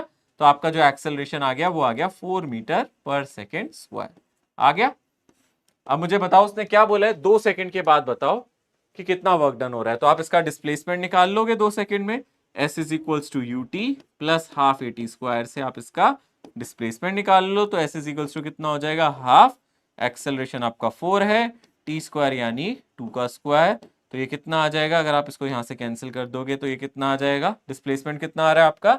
8, है ना? डिस्प्लेसमेंट कितना आ गया आपका? 8। तो अब बताओ वर्क डन कितना हो जाएगा आपका? वर्क डन, फोर्स कितना लग रहा था आपका आगे की तरफ? 8 न्यूटन, और डिस्प्लेसमेंट भी आगे की तरफ कितना है? 8 न्यूटन। तो फोर्स इंटू डिस्प्लेसमेंट कितना आ गया आपका? 64 जूल। कितना आंसर आ गया इसका? 64 जूल्स। सिंपल है ना? ऊपर वाला फोर्स कोई वर्क डन नहीं कर रहा ना, क्योंकि वो डिस्प्लेसमेंट के परपेंडिकुलर होगा। 10 sin थीटा से वर्क डन निकालने की जरूरत ही नहीं है, वो तो ऊपर लग रहा है।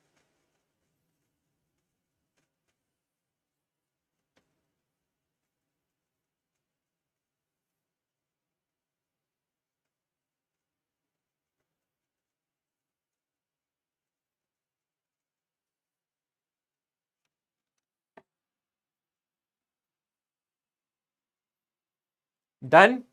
सबको समझ में आया? ये जल्दी से नोट करना बेटा। हाँ यस सर। ठीक है, डन ना? टाइम जीरो क्यों नहीं दिया हुआ था सर ऊपर में? कहाँ टाइम 0 लिया बेटा? ऊपर जो दिया हुआ ग्रीन कलर वो नहीं समझ ये आया सर। जी सर। उसने ये बोला है क्या? पहले पढ़ो आप, देखो ऐसे मत बोलो, ये सोचो क्या लिखा है इसने, पहले पढ़ो। If at t is equals to 0, आगे क्या लिखा है? u इज इक्वल टू इसका क्या मतलब हुआ?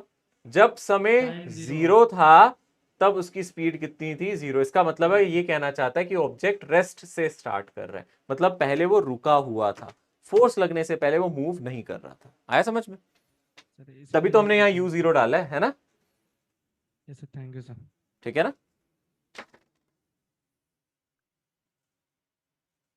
बढ़ जाऊं ना आगे? अब मैं आगे बढ़ रहा हूँ। सर इसी क्वेश्चन में अगर फोर्स अगर सेम ही एंगल पर मास के बीच में लगे तो फिर जो 10 sin 37 होगा तो वो तो डिस्प्लेसमेंट करेगा, सो रिलेटिवली उसका भी कुछ वर्क डन होना चाहिए। नहीं नहीं, अगर Same ये ही कहाँ angle से पे। लगे, समझा नहीं मैं, कहाँ से लगे अगर? सर मास के बीचों बीच में। बीचों बीच में? हाँ सर। नहीं तो सर बीच means नहीं तो भी ऊपर क्यों जाएगा बेटा? ये ऊपर जा ही नहीं पाएगा ना, क्योंकि mg भी तो है ना नीचे। mg कितना लग रहा है नीचे? 10। तो mg आपका जब तक इससे ज्यादा है तब तक ये ऊपर थोड़ा ना जा सकता है, ओके है सर। ना? ये ऊपर इसलिए नहीं जा रहा। आपको सर ज्यादा होता फोर्स, मान लो आप Yes, यहाँ 100 न्यूटन कर दो, हाँ सर वही बोल रहा है ना? अगर आप बहुत ज्यादा कर दो तो ये ऊपर जाएगा, तो इसका इस डायरेक्शन में भी वर्क डन होगा, इस डायरेक्शन में भी होगा, फिर आप टोटल वर्क डन निकाल लोगे। था। ठीक है, थैंक यू। ओके। ये सवाल है आपके पास, ये सवाल है हमारे पास। कौन ट्राई करेगा इसको? पर ट्राई करने से पहले मुझे बस एक चीज बता देना, अभी मैं टाइमर स्टार्ट नहीं कर रहा।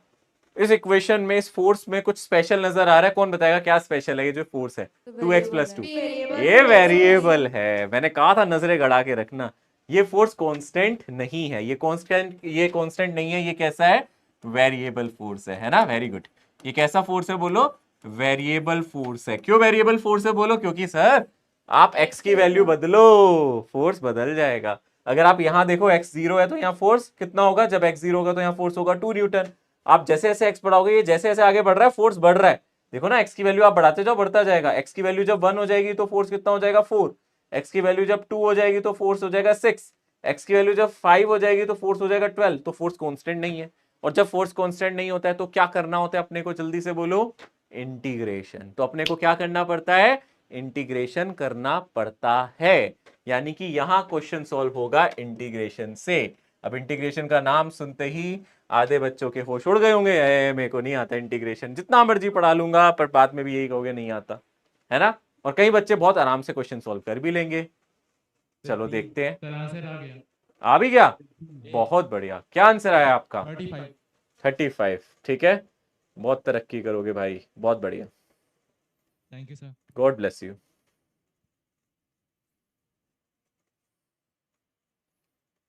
हाँ सर ये 35 ही आ रहा है? Very good.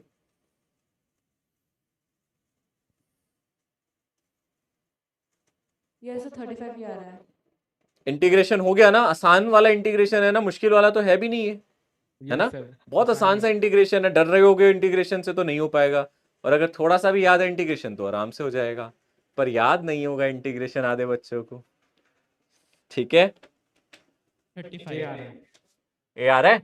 35 sir. Very good. Option तो यानी कि यहाँ इंटीग्रेशन सिर्फ वर्क डन आना चाहिए। एक बार समझेंगे, अच्छे से समझेंगे। बट मुझे बताओ, फोर्स कहाँ लग रहा है? एक्स डायरेक्शन में, और डिस्प्लेसमेंट भी कहाँ हो रहा है?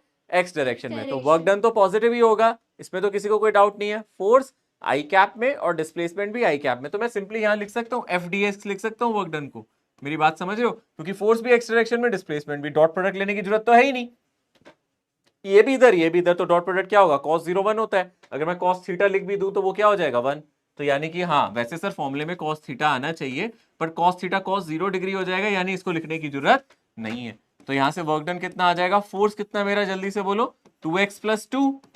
और छोटा सा डिस्प्लेसमेंट कितना ले लिया मैंने इस डायरेक्शन में? dx। और x की वैल्यू कहां से कहां तक जा रही है? x की वैल्यू पहले 0 है और फिर कितनी जा रही है? 5। तो x की लिमिट हो गई 0 से लेके 5 तक। तो वर्क डन कितना आएगा? अब देखो 2x का इंटीग्रेशन कितना होगा? जल्दी से बोलो। 2x का इंटीग्रेशन करने से पावर 1 से बढ़ जाती है। तो पहले इसकी x की पावर 1 थी, तो x की पावर 2 हो जाएगी, और जो पावर होती है उसी से डिवाइड कर देते हो, है ना? प्लस 2 का इंटीग्रेशन क्या होगा? 2 को तो एज इट इज छोड़ दो, और इसका इंटीग्रेशन dx का इंटीग्रेशन क्या होता था? x। तो इसका इंटीग्रेशन ये आ जाएगा। अब आपको लिमिट डालनी है 0 से लेके 5 तक, आसान है। तो यहां अगर आप लिमिट डालोगे, अपर लिमिट 5, पहले 2 से 2 को काट दो, तो आप बोलोगे सर ये हो जाएगा 5 का स्क्वायर प्लस 2 × 5, यानी कि यहां से आ जाएगा 25 प्लस 10, यानी कि आंसर आ जाएगा अपने पास 35। आया समझ में? लोअर लिमिट डालना चाहो तो डाल दो बेटा, x को 0 डालो, फिर 0 डालो, उसको माइनस करोगे, कोई फर्क पड़ेगा नहीं।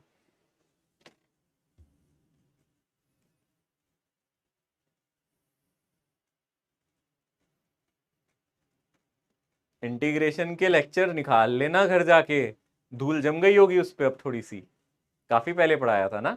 ठीक है, उसको हटाना धूल को, उसके नीचे से इंटीग्रेशन निकलेगा। ठीक है, उसको पढ़ना। हो गया? बढ़ जाऊं आगे? मिटा Yes, आगे sir. आगे चलो अगली स्लाइड पे। Yes, लिख रहा sir. है एक आधा बच्चा तो लिख रहा है, जल्दी लिख Yes, ले, sir. जल्दी लिख ले बेटा, तू जल्दी लिख, फटाफट फटाफट फटाफट दबा के जल्दी से लिख। आगे बढ़ रहे हैं फिर हम।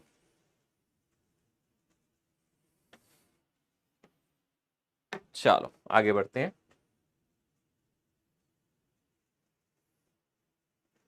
इंक्लाइन प्लेन वाले क्वेश्चंस कैसे किए जाएं, इंक्लाइन प्लेन वाले प्रॉब्लम मजेदार क्वेश्चन होते हैं, इसमें भी सिर्फ लॉजिक लगता है और दिमाग लगता है, और आप बिल्कुल स्क्रीन की तरफ देखना, मजेदार क्वेश्चन बनते हैं यहां से भी।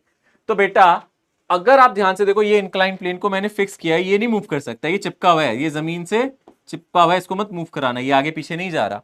और मान लो मैंने यहां से एंगल ऑफ इंक्लिनेशन को चूज कर लिया थीटा, कितना चूज कर लिया, थीटा, ठीक है ना, ओके। और मैंने आपको बोल दिया, मान लो जो चीजें दे रहा हूं वो बता रहा हूं, मान लो इसकी हाइट हमें कितनी दी है, h दी है, कितनी दी है हाइट, बोलो इसकी h दी है, ठीक है।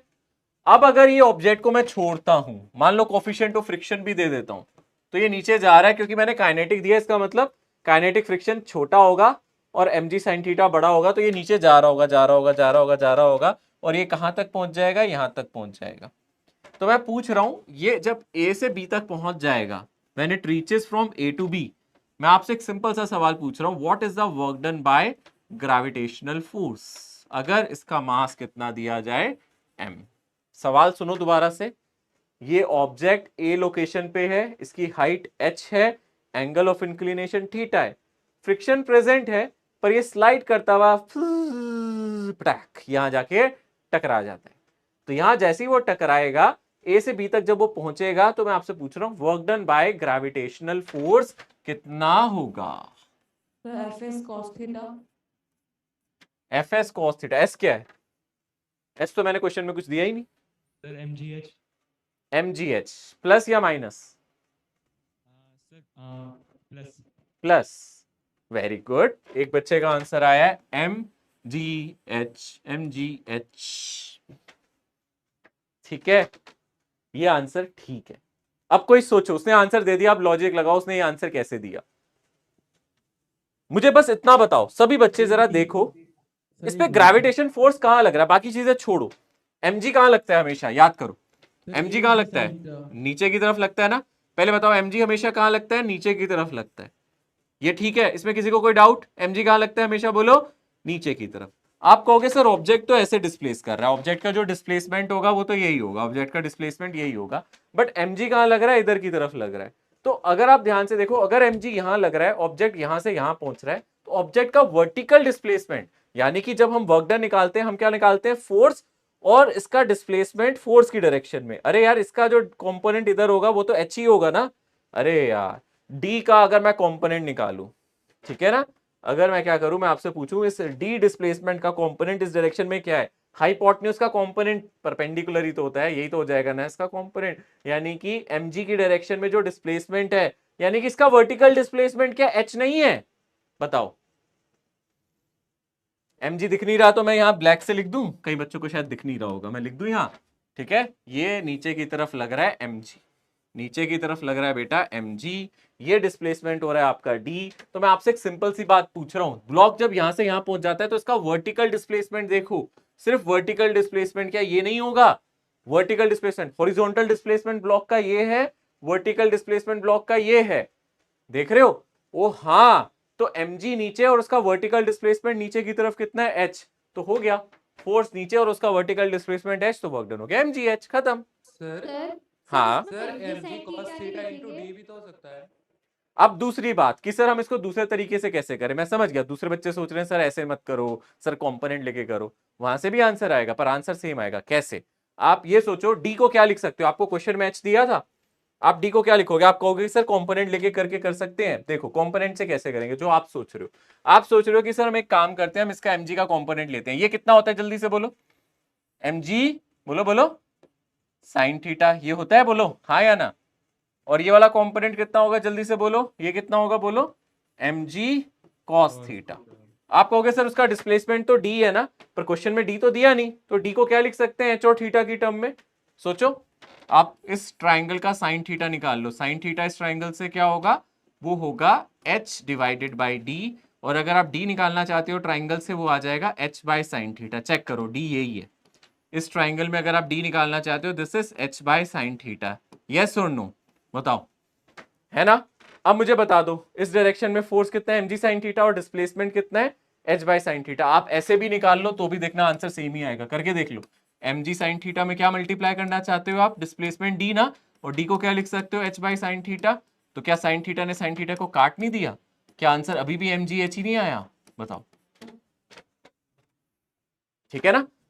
पर इसमें आपका एक स्टेप बढ़ नहीं गया, पहले आपको ये निकालना पड़ा, फिर आपको mg साइन थीटा से मल्टीप्लाई करना पड़ा, फिर थीटा थीटा काट दिया। पर क्या यहां से डायरेक्टली नहीं नजर आ रहा, ऑब्जेक्ट यहां से यहां जरूर आ रहा है, पर इसका वर्टिकल डिस्प्लेसमेंट तो ये है, वर्टिकल डिस्प्लेसमेंट h और फोर्स नीचे mg, तो mg h। क्या ये वन स्टेप सॉल्यूशन है इसका, सोचो, जल्दी से बताओ, ये क्लियर हो गया, पक्का बता दो मुझे, क्या ये क्लियर है सबको, बुलंद आवाज में हाँ या ना, या तो आता है समझ में या नहीं आता, आया या नहीं आया, आया, चमक रहे हो, बढ़िया, यस सर।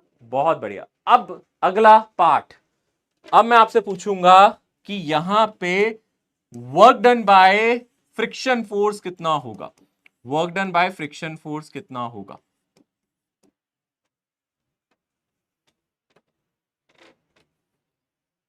निकालो जल्दी से सभी।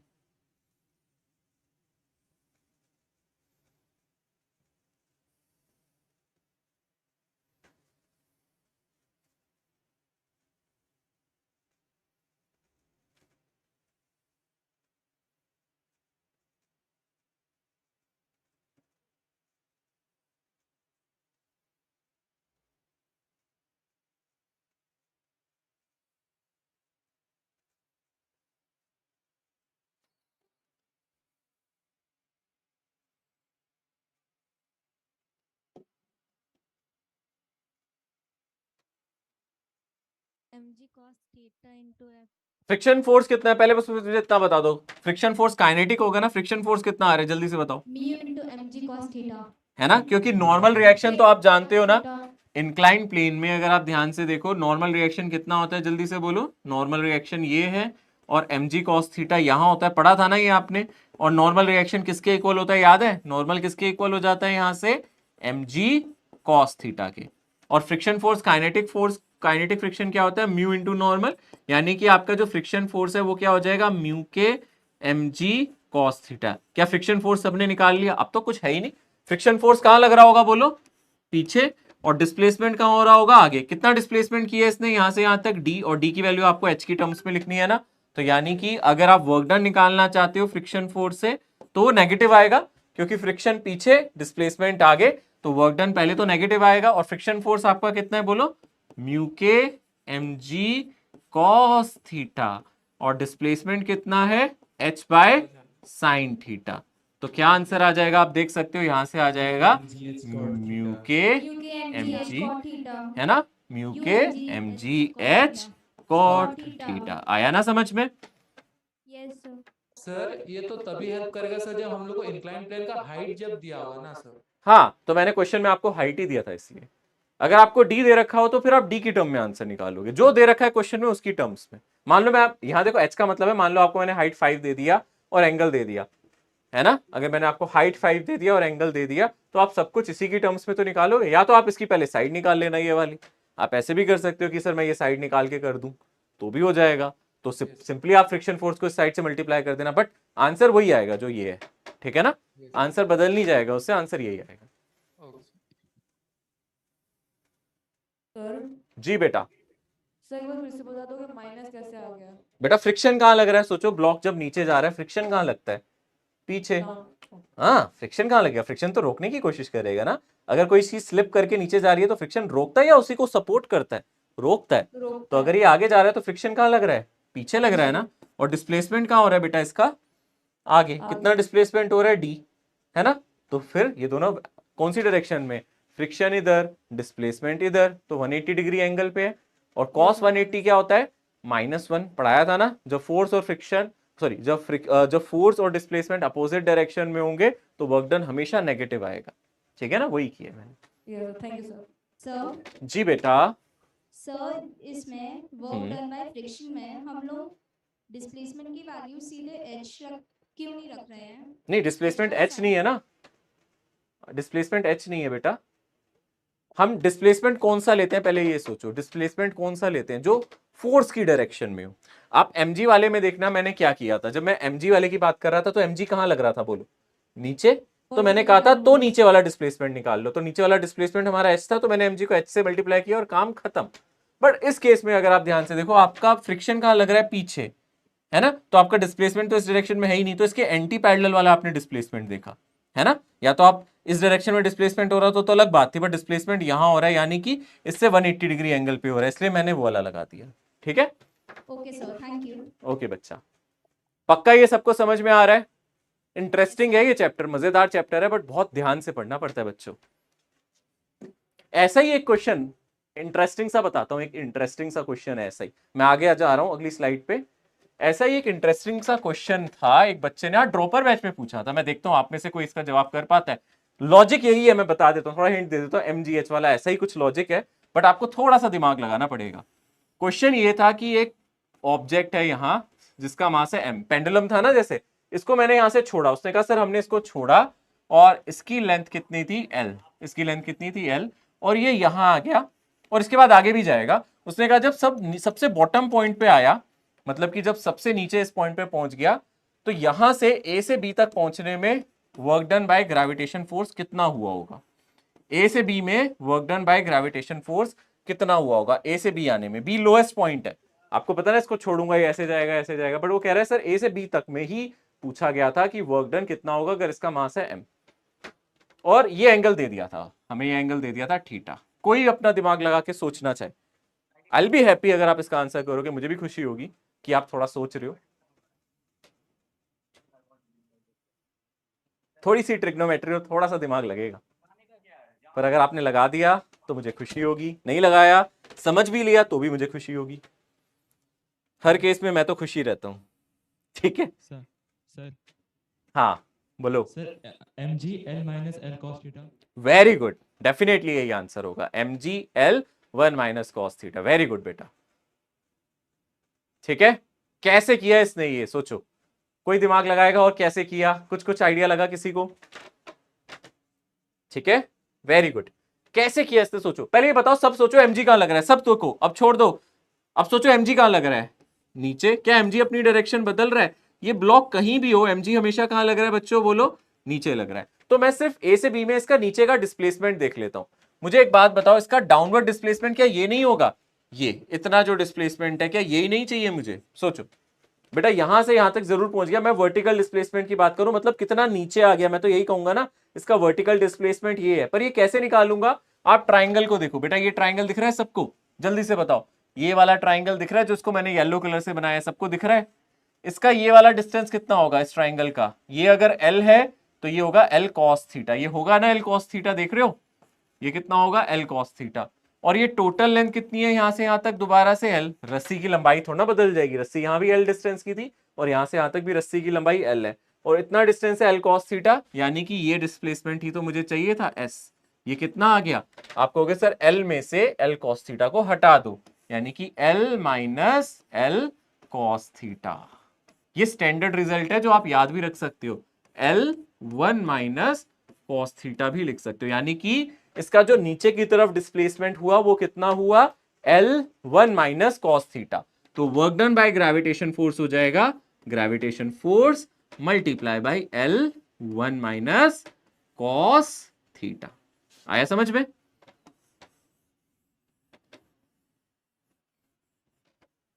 ठीक है, mg नीचे, इसका वर्टिकल डिस्प्लेसमेंट निकालने के लिए मैंने ट्राइंगल की ट्रिग्नोमेट्री की हेल्प ली। बेटा ये हाइपोटेन्यूज है, इसका ये वाला जो यहां से यहां तक का डिस्टेंस होगा वो l cos थीटा होगा, और यहां से यहां तक टोटल लेंथ कितनी है l, तो बच्ची क्या ये लेंथ, यही तो वर्टिकल डिस्प्लेसमेंट है, यहां से यहां आने में इसका वर्टिकल डिस्प्लेसमेंट यही तो वर्टिकल डिस्प्लेसमेंट हुआ है इसका, तो ये वर्टिकल डिस्प्लेसमेंट होगा l minus l cos theta, बस उसको मल्टीप्लाई कर दिया, है ना। आसान है बेटा, आसान है, देख लो इसको अच्छे से।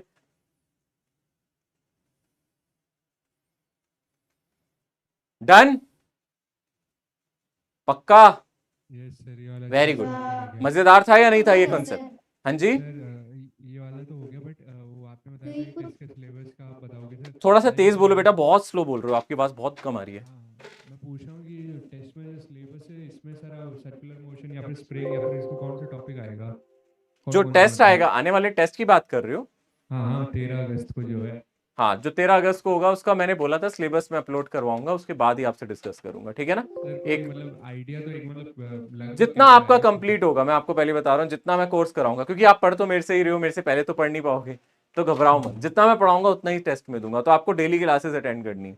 मैं एक दिन पहले भी सिलेबस बदल दूं तो आपको करना ही है। आप ये मत सोचो कि कुछ छोड़ना है, तो मैं जो आपको पढ़ाऊंगा वो कुछ भी आ सकता है, ठीक है ना? पर जहां तक मैं पढ़ाऊंगा तो आपको सोचना ही नहीं है। अगर मैं नहीं पढ़ाऊंगा वो चीज नहीं डालूंगा टेस्ट में, ये मैंने आपको पहले। सर आर्ट की तरह लग रहा है सर। आर्क नहीं, पर बेटा आप ये सोच रहे हो ए टू बी, बिल्कुल आप कह रहे हो सर आर्क है, वो है ही आर्क, है ना? बट मैं आपसे आर्क थोड़ा पूछ रहा हूं, मैं तो आपसे पूछ रहा हूं आपका वर्टिकल डिस्प्लेसमेंट। वर्टिकल का मतलब तो जानते हो ना बेटा, इस डायरेक्शन का डिस्प्लेसमेंट, ये पूछा जा रहा है ना? आप ए से भी ऐसे आ रहे हो तो डिस्प्लेसमेंट तो आपका यही होगा, बट मैं वर्टिकल डिस्प्लेसमेंट यानी कि ये पूछ रहा हूँ, क्योंकि एमजी यहां लग रहा है। तो ये वर्टिकल डिस्प्लेसमेंट निकालने के लिए मैंने क्या किया, इस पूरी लेंथ में से इस लेंथ को माइनस कर दिया, तो ये वर्टिकल डिस्प्लेसमेंट आ गया, ठीक है? Okay sir. ओके, अब इसमें बेटे आप लोगों को होमवर्क में क्या करना है, मैंने इसमें जो क्वेश्चन मेंशन किए इन सभी क्वेश्चंस को आपको ट्राई करना है, इनको करने की कोशिश करनी। जितने यहाँ क्वेश्चंस देख रहे हैं उनको ट्राई करना है, इनको करने की कोशिश करनी है, इसके अलावा नहीं करने और कोई, क्योंकि फिर वो होंगे नहीं, क्योंकि अभी पहला लेक्चर है। ओके, आप इनको अच्छे से प्रैक्टिस करो, अच्छे से कोशिश करो। मैं दिखा दूं एक बार होमवर्क स्लाइड दोबारा से, है ना? इनको प्रैक्टिस करो, सिर्फ इतना ही अभी आप लोग अटेम्प्ट करोगे, फिर हम अगली क्लास में चर्चा करेंगे, ठीक है? तब तक के लिए bye everyone. Bye sir, bye okay, sir, thank you ध्यान सर, रखो बाय अपना। Sir, okay bye okay, sir, bye bye bye bye. Bye sir.